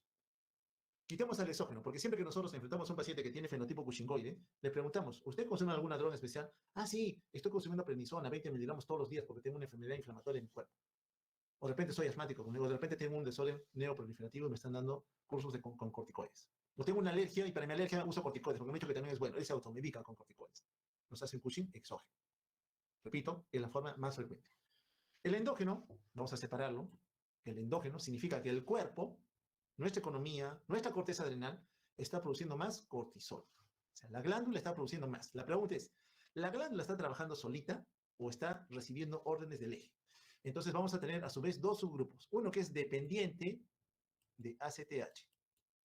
Es decir, la glándula le está haciendo caso a un nivel alto de ACTH. Ahora viene, esta ACTH se está produciendo en su lugar de origen natural. ¿Cuál es? La hipófisis. O se está produciendo fuera de la hipófisis. Entonces hay dos fuentes de ACTH. La habitual, hipofisiaria, y la que no está en la hipófisis. Es decir, una fuente ectópica de ACTH. Bueno, de las que son dependientes de ACTH, el 80% se van a encontrar a nivel de la hipófisis. Y cuando usted encuentra un tumor en la hipófisis productor de ACTH, a esta entidad le cambia el nombre. Le pone el nombre de enfermedad de Cushing. Enfermedad de Cushing. Entonces, la enfermedad de Cushing es aquel síndrome de Cushing que te llevó a la sospecha, confirmaste con cortisol, mediste CTH y determinaste que la fuente es en la hipófisis. Entonces, cuando el tumor encargado de producir toda esa manifestación clínica que corresponde al síndrome de Cushing está en la adenohipófisis, ya le llamas enfermedad de Cushing. Todos los demás son parte del síndrome de Cushing, pero esta en particular, cuando es un tumor hipofisiario en la adenohipófisis, el causante productor de CTH, se llama enfermedad de Cushing. Muy bien. ¿Qué pasa si no es la adenohipófisis? Tiene CTH incrementado. Busco la adenohipófisis y no encuentro nada. La adenohipófisis está de tamaño normal. Ella no es la causante. Entonces te pones a buscar en otro lado. Vas a sospechar que la secreción es ectópica, está fuera de la hipófisis. ¿En dónde? Vas a buscarla en pulmón. Tumores carcinoides o carcinoma de células pequeñas. Generalmente vas a encontrarla en pulmón. Entonces, cuando tú tengas un paciente con síndrome de Cushing, con cortisol elevado, la corteza está produciendo de más, 2 ACTH, la ACTH sale alta, buscas la hipófisis, está negativo, inmediatamente piensa que es una producción ectópica. ¿Ok? Bien. ¿Y qué sucede si la ACTH está suprimida? No hay ACTH, está casi indetectable. Acuérdate, hipotálamo estimula la adenohipófisis aquí a producir ACTH, ¿cierto? ACTH viaja, encuentra la corteza adrenal, dibujo en forma de triángulo porque es la forma que tiene, a producir cortisol. Muy bien. Ya sabemos que el cortisol está incrementado. ¿Cuál debería ser el efecto normal sobre el ACTH hipofisiaria cuando tengo mucho cortisol? Ah, si usted tiene mucho cortisol, la respuesta natural es que suprima ACTH. Muy bien. Entonces, tú estás encontrando eso, que ACTH está suprimida. Entonces dices, si está suprimida, quiere decir que la orden no vino de la hipófisis. Quiere decir que la corteza se ha hecho independiente. Ella solita ha comenzado a trabajar de más. Entonces, inmediatamente tú piensas, es un tumor adrenal, es una hiperplasia adrenal, enfermedad nodular o un síndrome de McCune-Albright asociado también a una independización de las células de la corteza adrenal que están produciendo mucho cortisol. Bueno, algunos aspectos importantes del síndrome de Cushing que te ayuden a identificar en dónde está ciertamente el problema de fondo. La enfermedad de Cushing, es decir, tumor hipofisiario productor de CTH, es la más común. Es más frecuente en mujeres y generalmente la edad de diagnóstico 20 a 40 años. La enfermedad de Cushing. Si hay cortisol, pero no es por la hipófisis que esté produciendo más ACTH, sino por un lugar fuera de la hipófisis, secreción ectópica que produce ACTH, más común que la encuentres en dónde? En pulmón. Frecuente en varones, ya no en mujeres. Generalmente entre los 40 y 60 años de edad, es decir, una edad más avanzada. Y cuando es la corteza la que se ha hecho independiente, la mayoría son adenomas, común en mujeres. Pocas veces tenemos clínica a favor de. Generalmente de casualidad le hicieron una tomografía de abdomen porque sospechaban, pongamos una pancreatitis, y le encuentran un tumor en el polo superior renal de uno de los riñones. Cuando es un hallazgo casual, yo no lo busqué, sino que salió pues en la tomografía, le llamamos a ese hallazgo incidentaloma. Así le llamamos. Yo no lo busqué, apareció. Yo iba buscando otra cosa y me encontré con esta sorpresa, que no tiene nada que hacer con lo que la paciente traía en ese momento. Bueno, de la enfermedad de Cushing, los adenomas son los más frecuentes, 90%. En general son pequeños, es decir, son microadenomas. Uno dice microadenoma cuando el tamaño de ese tumor es menor a 1 centímetro. Microadenoma. Macroadenoma es cuando sobrepasa el centímetro. Eso es la enfermedad de Cushing. Hiperplasia adrenocortical, bueno, en general son bilaterales, pueden ser simples, si es que habitualmente hay una enfermedad de Cushing de fondo, o bilaterales, si es que el estímulo influye sobre las dos cortezas adrenales. El tumor adrenal, repito otra vez, puede ser adenoma o puede ser carcinoma. En ambos escenarios hay alta producción de cortisol, pero este es un aspecto independiente, no le interesa cómo está la CTH. Estas células solitas están comenzando a hiperproducir. Bueno, resumimos entonces los hallazgos clínicos. ¿Cuál es el fenotipo, la condición del paciente con Cushing? Paciente obeso, cambios en la piel, estrías violáceas, acné, infecciones micóticas, frutismo, hipertenso, disfunción anal, cambios en su comportamiento, debilidad muscular, osteoporosis. Puede haber litiasis renal, sí, recuerden, el paciente con Cushing elimina más calcio, lo cual favorece que forme litiasis renal.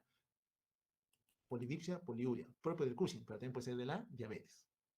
En el laboratorio puede haber aumento de la cantidad de hemoglobina, sí, porque sabemos que en exceso pueden estimular un aumento de la masa eritrocitaria. Buscamos eosinófilos, no los encontramos. Hay poco eosinófilo en el paciente con síndrome de Cushing. Electrolitos, por lo general, son normales. Pero, si hay ACTH, que no es la ACTH que la adenohipófisis produce, es otro lugar, cuando es una ACTH ectópica la que está produciéndose en exceso, esta ACTH que produce más cortisol puede inducir alcalosis metabólica e hipopotasemia.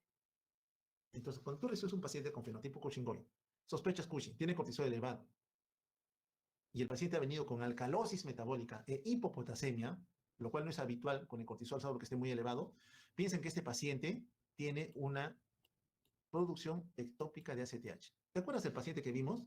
Venía en su AGA con alcalosis metabólica, el bicarbonato estaba en 60 y el potasio en 1.7.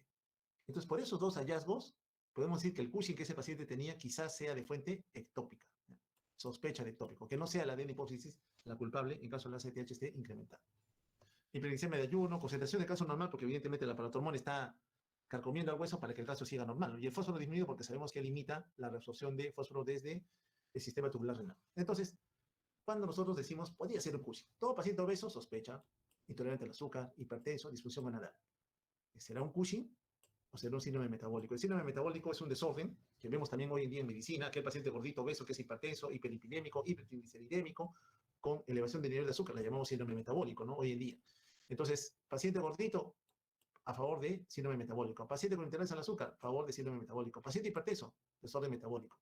Son 3 de 5 criterios que te dicen el síndrome metabólico. Por eso acá le pongo una pregunta, ¿es Cushing o síndrome metabólico? Porque síndrome metabólicos yo veo bastantes. La pregunta es, ¿es un metabólico o es un Cushing? Bueno, fíjate en el aspecto. Pero el aspecto, ojo, no va a cambiar siempre. Hay personas que ya son Cushing, pero su aspecto físico no es todavía la de un paciente con Cushing. Puede ir cambiando en el tiempo. Bueno, el aspecto, obesidad central, ya lo relatamos ya, cara de luna llena, plétora facial, rojos rubicundos, cachetes bien rojitos, joroba de búfalo, estrías violáceas, ¿no? Lo que habitualmente tiene Cushing. Puede haber disfunción gonadal, sí, pues tienen disminución del libido, disfunción eréctil, las mujeres irregularidad menstrual, son infértiles, crecimiento del vello en la cara, en el abdomen, etcétera, etcétera, y zonas de alopecia que pueden ser significativas. Esta paciente, por ejemplo, es una facies cushingoide, facies redondeada, facies de luna llena. Se hace un acercamiento, miren, la joroba de búfalo aquí atrás, ¿no? La acumulación de la grasa a nivel central, obesidad central. Acá unas estrías violáceas, si se fijan en el abdomen. Aquí. Poca masa muscular en las extremidades. No es el típico obeso simétrico que habitualmente solemos ver nosotros. Crecimiento del vello en zonas donde normalmente no debería existir. ¿Por qué? Recuerda que en el Cushing hay una estimulación también a que las otras zonas de la corteza renal también produzcan hormonas sexuales. Y estas pueden inducir también el crecimiento del vello en forma normal.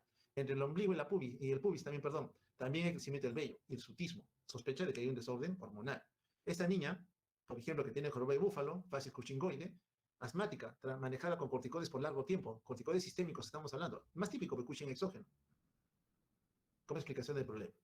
Entonces, el Cushing se puede asociar al síndrome metabólico. 3/4 de pacientes Cushing tienen síndrome metabólico, lo cual lógicamente aumenta su riesgo cardiovascular. Ya sabemos que puede tener nefrolitiasis, secundaria es una osteopenia, porque como hay poco calcio, la paratormona como sea va a buscar erosionar el hueso para liberar más calcio, pero lo debilita y genera la osteopenia, que puede llegar también a la osteoporosis.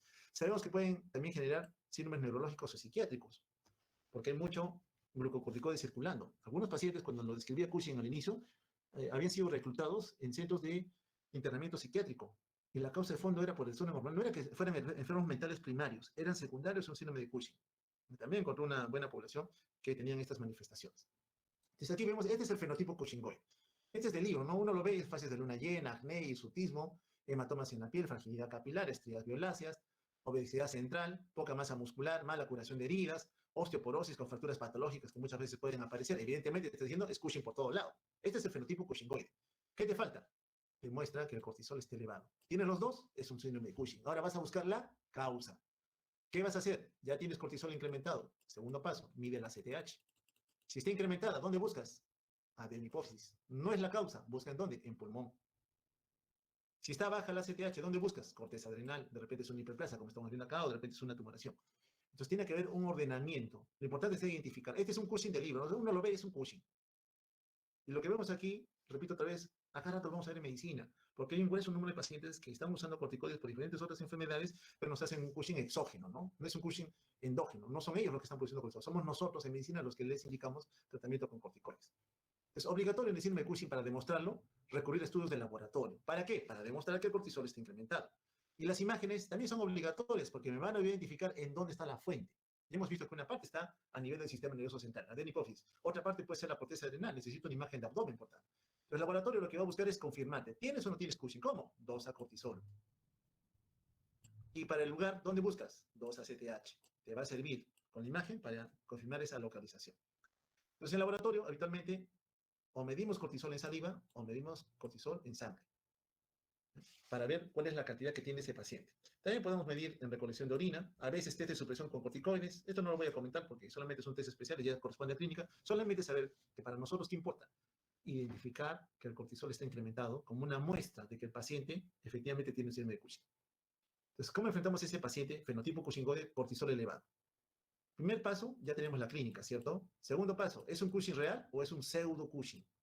Hay muchos pacientes que vamos a ver que parecen Cushing. Parecen. Entonces, ¿qué haces tú? Le mides cortisol. Cortisol está normal. Ah, no es un Cushing verdadero, es un pseudo Cushing. ¿Ok? Quien te va a ayudar a definir si es un Cushing verdadero o un pseudo Cushing es el cortisol. Segundo paso, ya confirmaste cortisol elevado, tienes que valorar las tres formas del Cushing. Para eso, tienes que medir obligatoriamente cómo está la CTH. Aquí, por ejemplo, esta paciente tiene síndrome de Cushing, pero mira, su aspecto, su fenotipo no es el de síndrome de Cushing, sino a lo largo de varios años recién ya tiene el fenotipo característico, su aspecto físico ha cambiado, producto de la exposición prolongada a corticoides. Entonces medimos cortisol a la medianoche. Si está elevado, recuerda que la medianoche es el valor más bajo, ¿no? Hacia la medianoche baja, baja, baja, baja, y hasta las 6, 8 de la mañana vuelve a subir, ¿cierto? A las 12 de la noche es el valor más bajo. 6 a 8 de la mañana es el valor más alto. Entonces le mides a la cerca de la medianoche. Si el cortisol te sale elevado fuera de rango, tú ya confirmas, es un Cushing. ¿Tienes dudas? Pide dosaje de cortisol en orina de 24 horas. Ojo, que cuando medimos cortisol, vamos a encontrar Cushing que recién están empezando, cuya cantidad de cortisol a veces no ha alcanzado ese valor crítico que me diga si está elevado, por tanto es un Cushing. Mire este Cushing leve, como hacia la medianoche cae su concentración, en la mañana vuelve a subir igual que una persona normal, conforme pasa el día vuelve a caer. Pero se mantiene siempre un poco por encima del rango normal. En cambio, aquel Cushing que ya tiene todo el fenotipo Cushingoide, evidentemente tiene ya evidencia clínica de que el cuadro ha sido sobrepasado, mira sus niveles de cortisol. Casi todo el día son constantes. Casi todo el día está inundado de cortisol. Entonces, lo que hacemos es cerca de la medianoche medimos cortisol en saliva. ¿Por qué? Porque es muy similar al cortisol que está presente en sangre. Si me sale elevado, evidentemente digo alta probabilidad de que sea un Cushing. Si me sale bajo, alejo la probabilidad de que sea un Cushing. Yo digo, es un pseudo Cushing. Parecía, fenotípicamente hablando, pero no era un Cushing. Entonces tú dices, bueno, ya el saliva está elevado. Prueba confirmatoria, cortisol libre en orina, o le haces test de supresión con corticoides, o test mixto con dexametasona y hormona liberadora de corticotropina. Bueno, segundo paso, ya teníamos el cortisol, lo tenemos que medir ACTH. ¿Qué sucede con ACTH? Bueno, la ACTH, perdón, acá, este nivel de ACTH, si el cortisol está alto, lo natural es que esté disminuida. Pero puede ser que esté incrementada. Entonces yo digo, le daremos alguna prueba con corticoides para ver si es que responde o no responde a ellos. ¿Por qué? Cuando yo le doy corticoide a un paciente con Cushing y la ACTH comienza a bajar, es una señal indirecta de que la fuente estaría a nivel adeno-hipoficial. Entonces, le doy corticoide a un paciente y logro que la ACTH disminuya, puedo sospechar que la corteza adrenal puede ser la fuente. Si la ACTH no se suprime, habiéndole dado corticoide, debo sospechar que efectivamente hay un tumor hipersecretor de ACTH. Entonces, le doy una dosis alta de corticoides. Acá, por ejemplo, usamos 1 miligramo de dexametasona. Acá podemos hacer 1 miligramo cada 6 horas, es decir, 4 miligramos, y vemos cómo responde el paciente. Pero son formas diferentes. No quiero enredar, solamente es para llegar al final del diagnóstico. Primero, cortisol, luego ACTH. ¿Ok? no vamos a marearnos porque son preguntas más de clínica, no van a ir en el examen por si acaso, solamente es entender que cuando tenemos alguna duda de dónde está el origen, si es la corteza adrenal o es la adenipófisis, tenemos a veces que intentar remediar al eje a través de su feedback negativo. Cuando damos corticoides alta dosis, se llama test de supresión alta dosis, normalmente estos glucocorticoides de dexametasona alta dosis debe ser que la adenipófisis ya no secrete ACTH. O sea, si yo le doy a un paciente alta dosis de dexametasona, la adenipófisis debe bajar la cantidad. Ahora bien, cuando la fuente de ACTH no está en la adenipófisis, la ACTH sigue elevada, no se suprime. Es una señal indirecta de que la fuente está fuera de la adenipófisis. ¿Ok? Estas son las dosis, lo interesan, repito, no se van a preguntar. Al final de cuentas, solamente me ayuda a identificar en dónde estaría el origen. Si usted tiene, por ejemplo, cortisol incrementado, es Cushing, encuentra ACTH incrementada, usted dice es ACTH dependiente. ¿Dónde busca? Primero busca en hipófisis. No la encuentro, busca fuera de la hipófisis ectópico. Nada más sencillo, para no marearlos con lo que estamos hablando. Entonces, si es un síndrome de Cushing, siempre debe buscar la fuente, anatómicamente hablando, dónde está. Y para eso es que nos ayudan las imágenes, tomografía, resonancia o una muestra del seno petroso inferior. Vamos a ver acá. Por ejemplo, tomografía, encuentra un tumor en el polo superior del riñón, yo digo, bueno, si es un tumor, quizás sea un adenoma o una hiperplasia adrenal. Si está funcionando mucho, debe estar muy vascularizada. Aplícale contraste y capta todo el contraste. Entonces, este es un síndrome de Cushing de causa adrenal. Aquí se está originando, este está trabajando de más. Muestras del seno petroso. Los senos petrosos venosos recogen los productos que a nivel de la adenipófisis se están produciendo. Entonces, todas las hormonas que vierte la adenipófisis a la economía pasan por los senos petrosos. ¿Qué es lo que se hace? Si es que yo sospecho que la adenipófisis está produciendo mucha CTH, pero no hay tumor todavía, o sea, le hago la tomografía y está todo todavía de tamaño normal, pero sospecho que ahí está la fuente. Bueno, si es la fuente, mídele cómo está el nivel de CTH. Entonces, se van a tomar muestras de sangre de los dos senos petrosos, disculpen esto no rayo, para ver cómo está la concentración de esta hormona, del ACTH. Y la comparamos, la concentración de ACTH en esas venas versus la concentración de ACTH en sangre. Si la concentración de ACTH en la vena del seno petroso inferior versus la concentración de ACTH en sangre es mayor a una relación 2 a 3, es decir, la ACTH que está en seno petroso es alta y la que está en sangre es baja, tú dices, hay un tumor hipofisial. Si al contrario, la ACTH en seno petroso versus la ACTH en sangre lleva una relación menor o igual a 1.8, tú dices, la fuente está en otro lado. Quizás los he mareado, voy a tratar de explicarlo otra vez. Tengo un paciente con Cushing, cortisol elevado. Mido ACTH, la ACTH sale alta. Bien. Busco por imágenes una tomografía de hipófisis, pero la tomografía me dice, hipófisis está normal, pero yo sospecho que ahí está la fuente. Muy bien. Entonces tú vas a medir la ACTH que se produce en la adenipófisis de una vena, seno petroso inferior, que está muy cerquita a la glándula. Por tanto, va a recoger todo el producto, lo recoge acá. Va a medir la ACTH directamente de la glándula. Y aparte, al paciente de una extremidad, le sacas una muestra de sangre y mides cuánto de ACTH tiene en sangre. Entonces, lo que se hace es, comparas la ACTH recogida recién ha salido de la adenipófisis versus la ACTH que tiene en sangre. Si esta ACTH que se obtiene prácticamente de la adenipófisis versus la ACTH en sangre te da una relación mayor a 2, tú dices, en la adenipófisis hay un tumor, porque ahí se está produciendo más. Pero si te sale la relación menor o igual a 1.8, dices, no es la adenipófisis la que está produciendo más ACTH, es otro lugar. Entonces es ectópico, porque tú ya has demostrado, repito, que la ACTH está incrementada.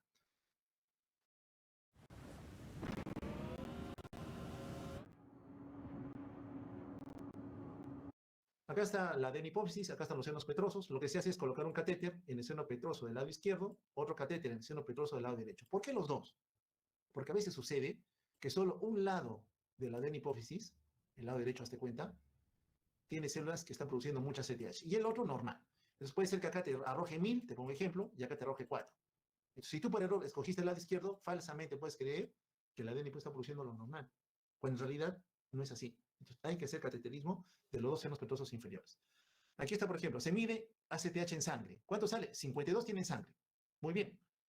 Sabemos que tiene cortisol alto, sabemos que tiene ACTH alta. Yo quiero saber simplemente, porque la tomografía dice que no hay nada, si la ACTH efectivamente nace o no nace en la adenipófisis. Le mido en el seno petroso inferior izquierdo, está en 40. Yo divido 40. Me ha dicho usted tiene que dividir 40 seno petroso versus los 52. Pucha, esto no me sale ni en 1, ¿no? Sale menos de 1. Pero mire lo que ocurre en el otro seno petroso. 723. Usted divide 723 entre 50, largamente más de 2. Usted dice, ah, no, la fuente sí está en la adenipófisis, solo que es el lado derecho, este de aquí, el que está produciendo más ACTH. Esta relación también le ayuda a identificar si la fuente corresponde o no a la hipófisis. Quizás es un microadenoma, todavía no identificarle por una neuroimagen. Bueno, ahora que viene, lógico, pues si ya identificaron el tumor hay que buscar sacarlo, ¿no? Resecarlo de alguna manera. Acudimos a la cirugía, si no es operarle a la farmacoterapia o a la radioterapia. Aquí, por ejemplo, una resección transesfenoidal, un tumor hipofisiario se mete por la nariz, que está muy cerquita aquí, a través de los esfenoides, se reseca toda la glándula tiroides. Pero, perdón, la glándula hipofisiaria. Cuando tú sacas toda la hipófisis, vas a generar un pan hipopituitarismo. Esa clase ya la tuvieron, ¿cierto? O si radias toda la adenihipófisis, ahí no se va a respetar solo una célula nada más, vas a irradiar toda la adenihipófisis. También vas a generar pan hipopituitarismo por radiación. Entonces, tratamiento, cirugía, depende, ¿no? Si la causa es la hipófisis, la sacas, si es arenal o terapia médica, buscando controlar el proceso. Muy bien, regresemos a nuestro caso. Paciente polipolidecia del día muscular, hipertenso, tiene un cáncer de próstata, ya sabíamos. Entre hipotenso, obeso central, o sea, fenotipo cushingóide, hipertensión arterial. Hallazgos periféricos de que sí tiene un Cushing, ¿sí? Es un Cushing por aquí. Anormalidades en los electrolitos, anormalidades en la glucosa, acá está el AGA, alcalosis metabólica, ya nos han dicho, oye, alcalosis metabólica, sospecha CTH, dependencia perectópica, potasio alto en orina. Mejoró con el potasio, ¿cuál es el diagnóstico? Sí, es un síndrome de Cushing. Sí, es un síndrome de Cushing. Ahora tu tarea es, ¿dónde? Corteza adrenal, hipófisis o hipotálamo. Acá están los resultados del paciente. Cortisol en sangre, 44, está elevado. ACTH, incrementada. Cortisol alto, ACTH alta. Entonces tú dices, es un síndrome de Cushing, ACTH dependiente. Muy bien. Entonces buscan la fuente, si eso no son concluyentes. Dice, el Cushing, medio que no responde. A pesar que le da corticoides para buscar suprimir el eje, no encuentra una respuesta.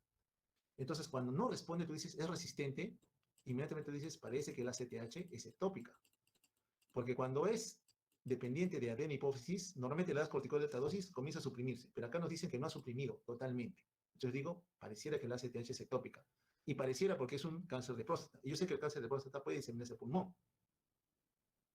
Entonces, podría ser que se trate de un síndrome de Cushing ACTH de fuente ectópica.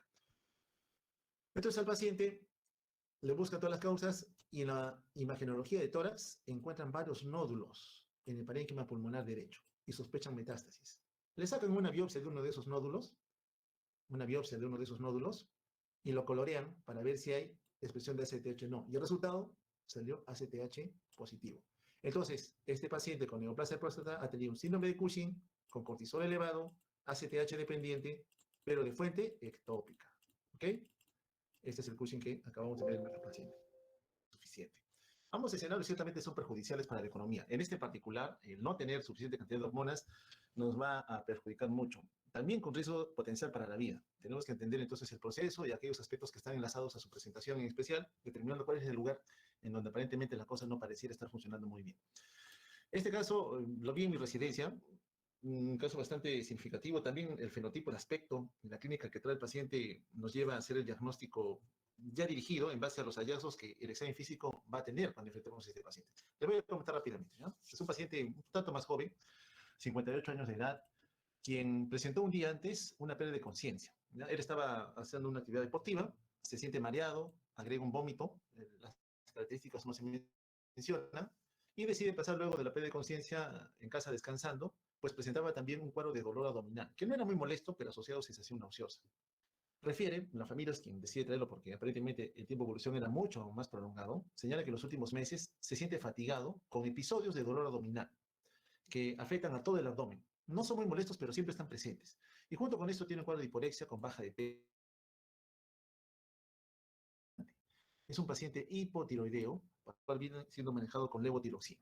Tiene un desorden hormonal entonces de base. Cuando se le examina, aquí viene ya lo llamativo, tiene una presión arterial algo disminuida, 89-62. Una respiratoria aceptable, ligeramente taquicárdico, con una febrícula nada más. Lo que llamó la atención es que cuando sentamos al paciente, se le pidió que se siente, se marea y en ese momento la frecuencia cardíaca se eleva a 125 ciclos por minuto, con una caída de la presión arterial sistólica a 70 milímetros de mercurio. Evidentemente estamos enfrentando un cuadro de ortostatismo, pero la causa será asociada a un compromiso en la bulimia, como lo hemos visto en lo que es hemorragia digestiva, por ejemplo, choque hipovolémico, o tendría alguna otra connotación. Bueno, al final de cuentas, había un deterioro hemodinámico con el cambio de postura que me puede explicar por qué se mareó y finalmente pierde la conciencia, como se detalló. Está alerta y lo que llama la atención en gran medida es que a nivel de la piel, su piel está bronceada, un color medio terroso. Si ustedes han visto algunas películas indie, por ejemplo, ellos han notado que su tono de piel es algo similar al tono café, ¿no? Entonces, algo similar también tenía este paciente, pero resaltaba en él que los pliegues de las palmas estaban hiperpigmentados. Cuando se le examina, la esfera respiratoria cardíaca no revelaba mayor cosa, la esfera abdominal había una leve defensa muscular difusa, pero no un abdomen con características semiológicas que preocuparan mucho. El pulso era rápido y filiforme, o sea, iba acorde con la caída de la presión arterial, no había presencia de edema periférico. Bueno, ese hallazgo de estas palmas hiperpigmentadas hizo sospechar también la presencia de una endocrinopatía asociada a la función de la corteza adrenal. Los estudios de laboratorio, un nivel de sodio en 121, valor que claramente está por debajo de lo que consideramos normal, ¿no? 135, 145 tiene 121. Un nivel de potasio en 6.4. Ya estos dos, en cierta manera, confirmaban que había un desorden evidentemente hormonal. Un bicarbonato en 16, glucosa en 52. Hemos dicho ya que el nivel de glucosa normal es de 70-100 y la creatinina en 1. Nótese, si nos despegamos un poquito del otro escenario que acabamos de revisar en el Cushing, ¿qué encontramos? Sodio incrementado, niveles de potasio disminuidos. Y acá estamos encontrando el escenario contrario, ¿no? Disminución de la natremia, elevación de la concentración de potasio. Con esa piel bronceada, con los pliegues hiperpigmentados, sinceramente ya se sospechaba también, como que ves del libro, un desorden hormonal. Aquí están las imágenes de nuestro paciente. Esto es en Arequipa, un paciente de la altura en Arequipa. Este el tono de la piel lo notan algo bronceado. Y lo que llama atención a nivel de las mucosas es la presencia de estas hiperpigmentaciones, ¿no? A nivel de la lengua, que también estaban presentes en el paladar, ¿eh? No solamente aquí a nivel de la lengua, se dan cuenta aquí, en todo lo que es el paladar, también tenía lesiones, lesiones, lesiones. Es decir, no solamente era la piel afectada, sino también las mucosas. Aquí están los nudillos de los dedos, hiperpigmentados, no es normal, sobre una piel bronceada. Once everything's perfectly organized, I'll start working on my thesis. Grammarly will ensure you feel confident nailing your final thesis by supporting your writing journey from start to finish. Welcome to Ideation Station. How do I write the perfect intro paragraph? You start with understanding what makes a perfect intro. Grammarly can highlight precise.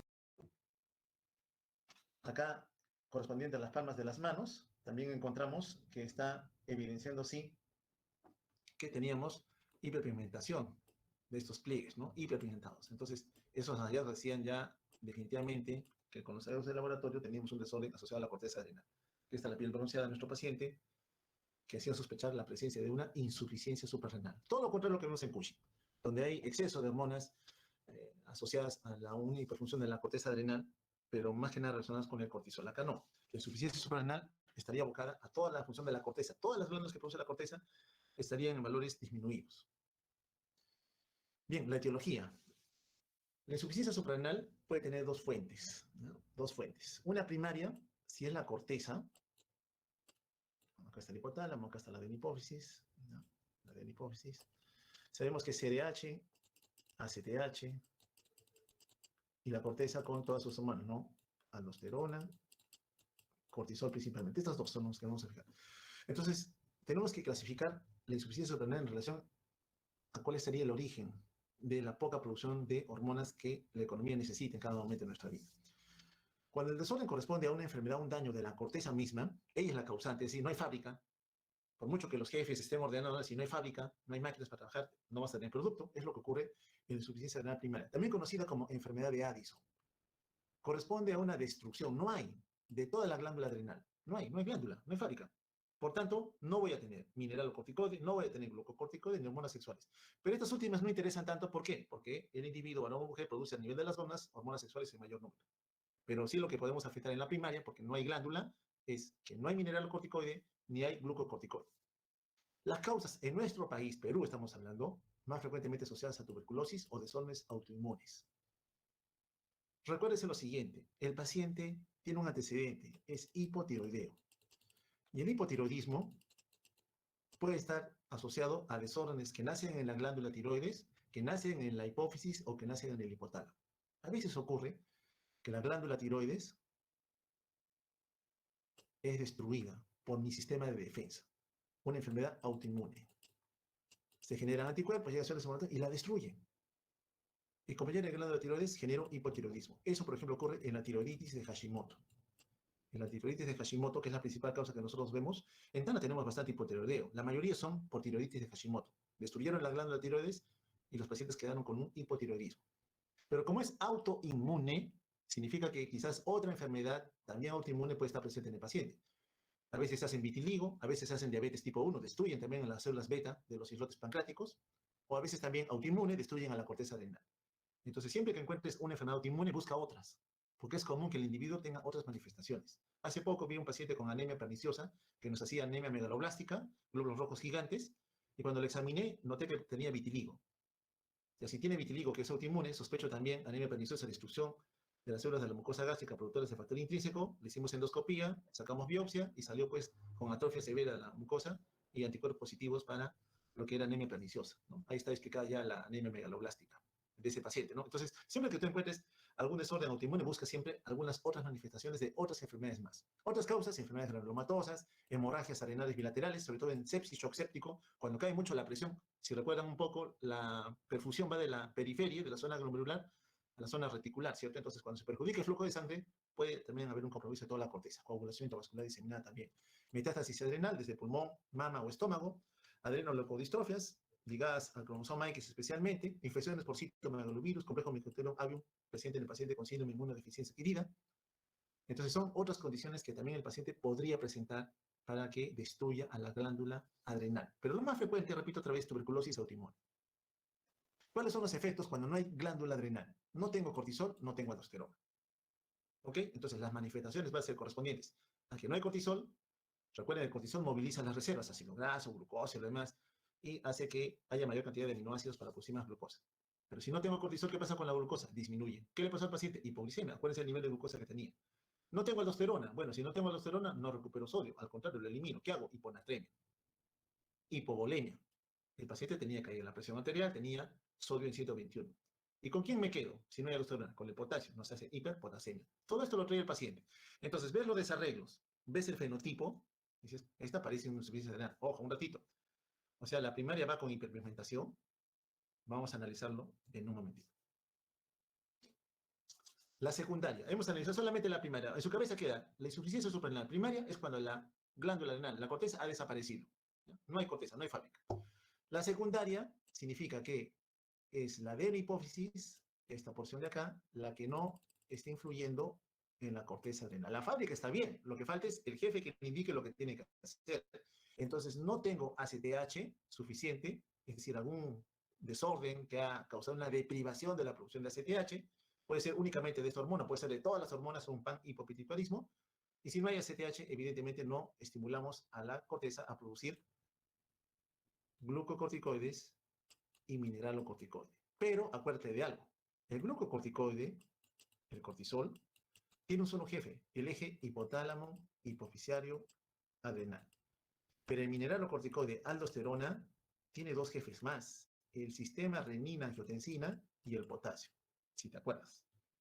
Entonces, este eje es su jefe, pero no influye mucho. El que más influye es el primero, sistema renina-angiotensina. Entonces, si la adenohipófisis no está, yo sé que voy a perjudicar al cortisol, pero no el mineralocorticoide, porque este tiene sus dos jefes principales todavía activos.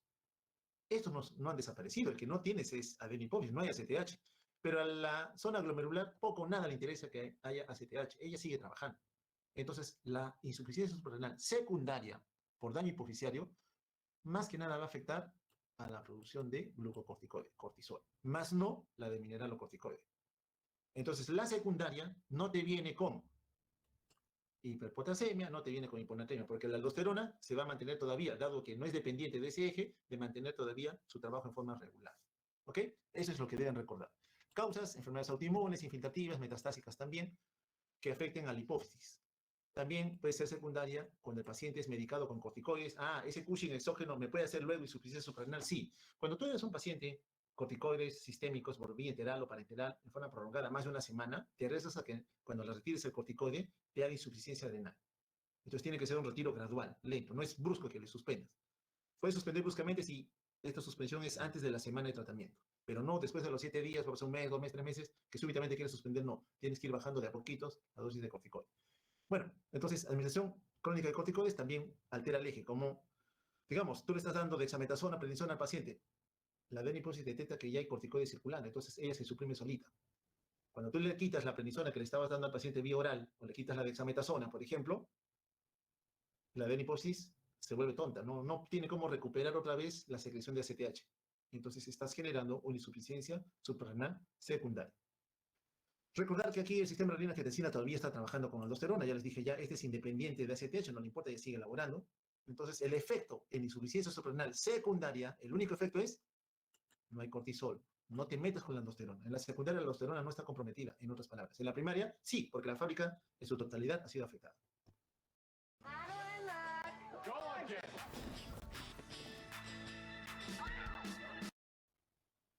Entonces, normalmente el eje hipotálamo, hipofisiario, adrenal trabaja en forma adecuada para mantener al cortisol en valores aceptables.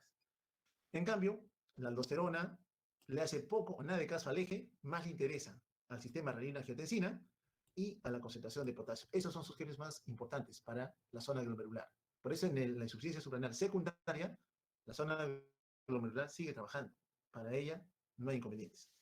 Hallazgos clínicos va a depender. O sea, la manifestación, el fenotipo del paciente va a depender. ¿De qué depende? De la deficiencia relativa que tengas de cortisol o de aldosterona y de la cantidad en exceso de ACTH. Recuerda que cuando hay poca producción de aldosterona, de cortisol principalmente, el eje responde. Si hay poco, la adenohipófisis busca producir más ACTH. Esa es la respuesta natural. Entonces, si tú tienes una corteza, un eje, presente anatómicamente estamos hablando, acá está la adenohipófisis, algo destruyó la corteza adrenal, por tanto, cortisol no hay. Se da cuenta la adenohipófisis de que no hay, ¿y qué hace ella? Comienza a producir más ACTH, aumenta. En su intento de buscar un órgano diana, la corteza que ya no está presente para que produzca más cortisol. Esa es la respuesta natural que debemos encontrar. Entonces, debería haber un aumento en la producción de ACTH en caso no haya cortisol, producto de la destrucción de la corteza adrenal. Ahora bien, es importante saber que esta ACTH, como muchas hormonas que ustedes han revisado en fisiología, no se producen directamente como tal, nacen o se sintetizan como prohormonas, incluso como pre-prohormonas, ¿no? O sea, moléculas proteicas más extensas que se van clivando en su maduración y finalmente dan un producto final. Bueno, la ACTH viene de una hormona mucho más grande, conocida como pro-opio-melanocortina. Esta es la molécula madre, que da origen a la ACTH y también produce otras hormonas, principalmente la hormona estimulante de melanocitos, aquella que pigmenta la piel. Cuando tú escuchas pigmenta la piel, te acuerdas del paciente. Estaba hiperpigmentado. Muy bien. Sigamos adelante. Es importante saber, entonces, que cuando la corteza no produce nada de cortisol, la adenohipófisis dice, necesito producir más ACTH. Entonces, se estimula que la propia melanocortina se sintetice más para producir más ACTH. Pero como produce más ACTH, también va a producir más hormona estimulante de melanocitos. ¿Cuál va a ser el efecto? Que el paciente se va a hiperpigmentar. Cuando no hay corteza adrenal, Addison, el paciente viene hiperpigmentado, sí señor, viene hiperpigmentado. Y cuando es secundaria, no, pues si es secundaria significa que no hay, entonces no se va a hiperpigmentar. Entonces, cuando usted tenga un paciente de ese tipo, como les comentaba, parecía del libro cuando lo vi, con las manchitas así en la cara, la piel bronceada, con el potasio alterado, el sodio también alterado en valores bajos, el otro alto, la glucosa en el suelo, ya orientaba a pensar que efectivamente era una insuficiencia suprarrenal conocida como enfermedad de Addison. ¿Ya? El paciente tenía un Addison, o sea, una primaria. Ahora, estas primarias, a veces el paciente está sintomático, o está sintomático, pero no le presta atención. Él está tranquilo, no le llama atención, es mi color de piel, pues vengo de la altura. Así la familia lo interpretaba, ¿no? Sí, pues ha vivido bastantes años en la altura, en la Sierra de Arequipa, me acuerdo que nos comentaban, ¿no? Entonces, puede descompensarse, y en la descompensación puede generar una crisis, conocida como crisis addisoniana, o sea, es la insuficiencia suprarrenal descompensada. ¿Cómo viene el paciente? Debilitado, con náusea, con vómito. Oye, es lo mismo que presentó el paciente, sí, también viene con dolor abdominal, fiebre, hipotensión, taquicardia. Por eso le digo, parecía el libro, pues todo lo que uno había leído en el Harrison, que es un libro de medicina interna que la mayoría va a utilizar, está pues escrito toda la sintomatología. ¿Y el laboratorio con qué viene? Hiponatremia, hipercalemia, acidosis metabólica, falla renal, hipoglicemia. Como no tienes cortisol, recuerda que el cortisol, ¿qué hace? Suprime la maduración del eosinófilo. Pero como no tienes ahora, más eosinófilos en sangre vas a tener. Lo contrario que veías en Ikushi. Generalmente, ¿qué los descompensa? A la cabeza una infección. A veces es trauma, a veces es una intervención quirúrgica. ¿Pueden venir chocados? Sí. ¿Y cómo los diferencio el shock séptico?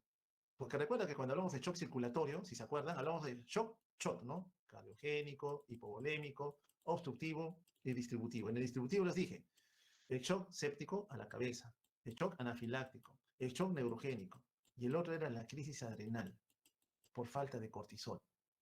Es shock también. ¿Cómo diferencio este shock, falta de cortisol, del shock séptico? Bueno, el shock séptico no te ven hipolicémico. Si tú ves al shock séptico con hipoglicemia, sospecha que hay un compromiso de la función suprarrenal agregada. Hay hipotensión refractaria a vasopresores, es decir, lo ves chocado al shock séptico, le decides dar catecolaminas, norepinefrina y no mejora.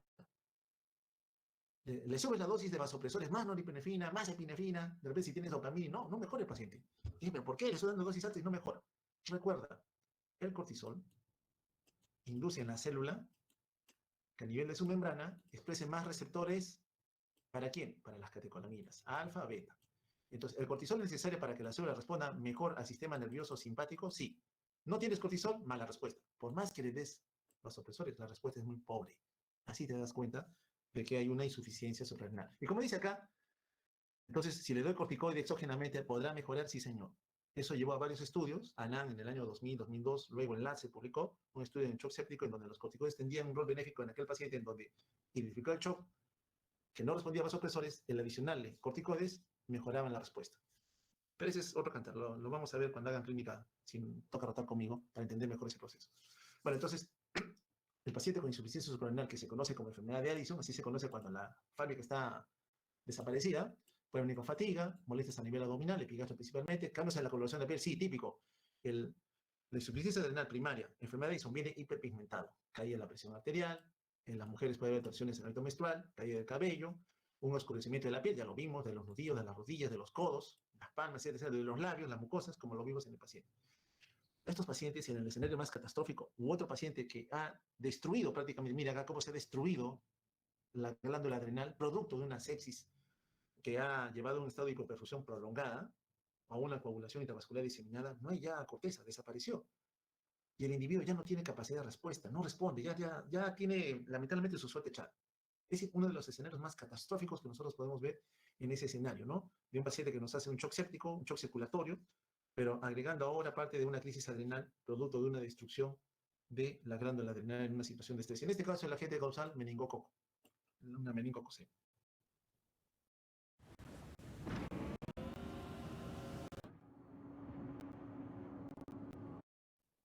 Entonces, ¿qué sucede en esta crisis addisoniana, no? Una respuesta inflamatoria de algún tipo genera liberación de citoquinas que inducen una gran descarga inflamatoria, un estado de hiperrespuesta típico de la sepsis, que en un escenario daña la función de la corteza adrenal, afectando a las dos capas, glomerular y fascicular, afectando por tanto también la producción de catecolaminas, ocasionando insuficiencia de producción de aldosterona. No puedo retener sodio, agua, volemia para mejorar la presión de perfusión. La deficiencia de cortisol igualmente perjudica el metabolismo intermediario de grasas, ácidos grasos y a nivel hepático. No tengo glucosa suficiente, mi paciente va a hacer hipoglicemia. Entonces, es el escenario de la descompensación del paciente que ya tiene una insuficiencia suprarrenal, solo que en situación de estrés, en este caso inflamatoria, tiene una mala respuesta, no tiene reserva.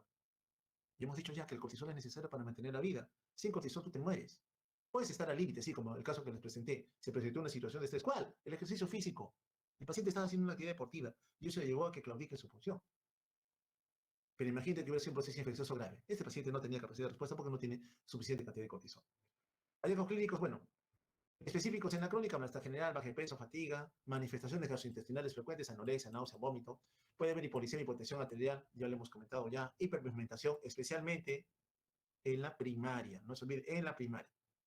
En la secundaria no está hiperpigmentado, acuérdense, en la secundaria no hay pues producción de ACTH ni de la molécula madre propia melanocortina. Tampoco vamos a encontrar depresión de volumen ni hiperpotasemia. ¿Por qué? Porque la secundaria solo afectas a ACTH, no afectas a la zona glomerular, la que produce aldosterona, porque ella depende de otro jefe, sistema renina-angiotensina y de la concentración de potasio. Entonces, todas estas manifestaciones del paciente, ya vimos hiperpigmentado, ¿no? Todo lo que mi paciente tenía se presenta en esta diapo. Diagnóstico, entonces. Bueno, ya sabemos que el cortisol tiene una variación en el día, siguiendo un ciclo circadiano, elevado en la mañana, disminuido a la medianoche. Bueno, si usted dosa el cortisol y está en valores bajos, el paciente tiene una condición crítica que lo ha estresado, usted confirma pues que está enfrentando una insuficiencia suprarrenal. Le falta cortisol. Cualquier valor de cortisol mayor a 20, en cualquier momento del día, para usted significa que la corteza está bien, que ella no es la causa. Pero si está en valores bajos, menos de 5, evidentemente, le orienta a pensar que sí hay una falla a nivel de la corteza adrenal. ¿Hay dudas? Hazle una prueba. ¿Con qué? Con ACTH. ¿Qué es lo que es el ACTH? Le dice a la corteza, produce más cortisol. Bueno, le das ACTH a esta dosis y le mides el cortisol antes de que le apliques la hormona que debe estimular a la corteza, a la media hora que le has inyectado y a la hora que le has ya administrado la hormona de estimulación. ¿Qué es lo que buscas? Si hay ACTH, debería aumentar el nivel de cortisol.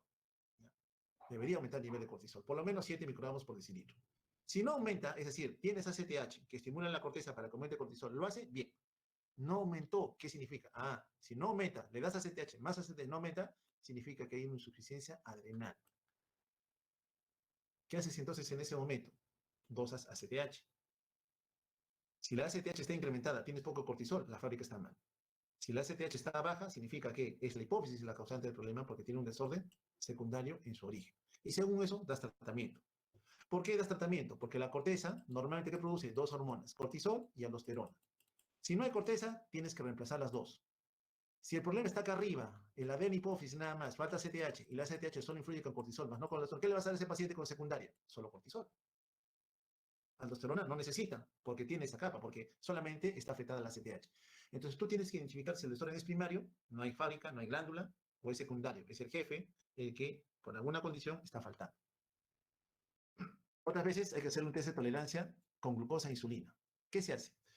Se le da insulina al paciente. Esa es la prueba estándar, el gol estándar para valorar el eje hipotálamo hipofisal adrenal. ¿Qué es lo que vas a hacer? Cuando tú das insulina a un paciente, la insulina hace que la célula exprese en su membrana receptores GLUT, transportadores de glucosa. ¿Para qué? Para que la glucosa, eso hace la insulina, ingrese a la célula.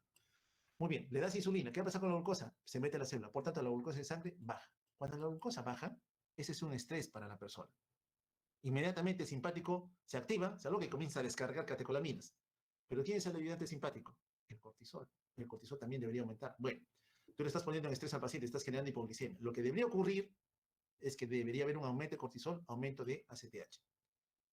No aumenta solo ACTH más no cortisol, es la corteza la enferma. Aumenta cortisol, pero no aumentó la ACTH, significa que el efecto está a nivel hipofisial. Para eso te sirve. Esta es la prueba del gol estándar. Pero lógicamente hay que monitorizar al paciente. ¿Por qué? Si tú le ocasionas hipoglicemia a un paciente por tiempo prolongado, hay una célula muy lábil en el sistema nervioso central, la neurona. Tú a la neurona la deprivas de glucosa, puedes dejar al paciente secuelado. Tienes que compensar rápidamente la hipoglicemia. No puedes dejarle en hipoglicemia al paciente. Te arriesgas a que lo dejes con pérdida importante de función neuronal. Y eso nadie quiere para un paciente cualquiera. Entonces, hipoglicemia diagnosticada, hipoglicemia tratada. Por eso no corresponde a este capítulo. Solamente saber que cuando haces esta prueba, tienes que monitorizar al paciente. Estudios de imágenes también se pueden pedir, sí, para buscar causa a nivel adrenal o pituitario, ¿no? Y siempre pedir la confirmación bioquímica de que estamos enfrentando ese escenario. El manejo, bueno, viene hipoglicémicos, hay que darle subroglucosado. Si es compromiso en la corteza, tienes que darle corticoides, hidrocortisona a la cabeza por vía endovenosa. Y siempre buscar qué factor, cuál fue la causa por la cual el paciente se descompensó. Lo sacaste de la zona de peligro, ya se recuperó. A largo plazo tienes que darle porque no produce. Pero en base a tu respuesta, ¿es primario, no hay fábrica o es secundario? Es la hipófisis la culpable. Si es primario, no hay corteza, no hay fábrica, tienes que reemplazar. Fluorocortisol. Este semeja a un mineralocorticoide, este a un glucocorticoide. Estás reemplazando lo que le falta. Y el paciente está tranquilo. No es primario, es secundario. Solo le falta cortisol, porque la aldosterona tiene otro jefe, ¿cierto? Muy bien, solo le das glucocorticoide. Pero siempre cuidar que no se te pase la mano con el corticoide, porque si le das mucho puedes generar el otro extremo conocido como síndrome de Cushing, exógeno, ¿no? Este paciente, hiperpigmentado, con una clínica similar a la caso que presentamos, la hiperpigmentación compromete las mucosas, ahí en la lengua se nota, igual los nudillos de las manos, igual la piel bronceada, le das tratamiento, es un Addison primario, solamente por fenotipo es Addison primario, le das tratamiento, mira la piel cómo cambió, las manchas se han atenuado, lo mismo que aquellas que tenía en los nudillos de los dedos de las manos. Señal de mejoría clínica, ¿no? En el paciente. Muy bien, chicos, no sé si tienen alguna duda, pregunta, comentario que quieran hacer, sé que ha sido prolongado y me van a disculpar por ello, lamentablemente este tema es bastante extenso, lo he recortado lo más que he podido y ya no se pudo. Espero que haya podido entenderse algo siquiera. No sé si tienen alguna duda, pregunta.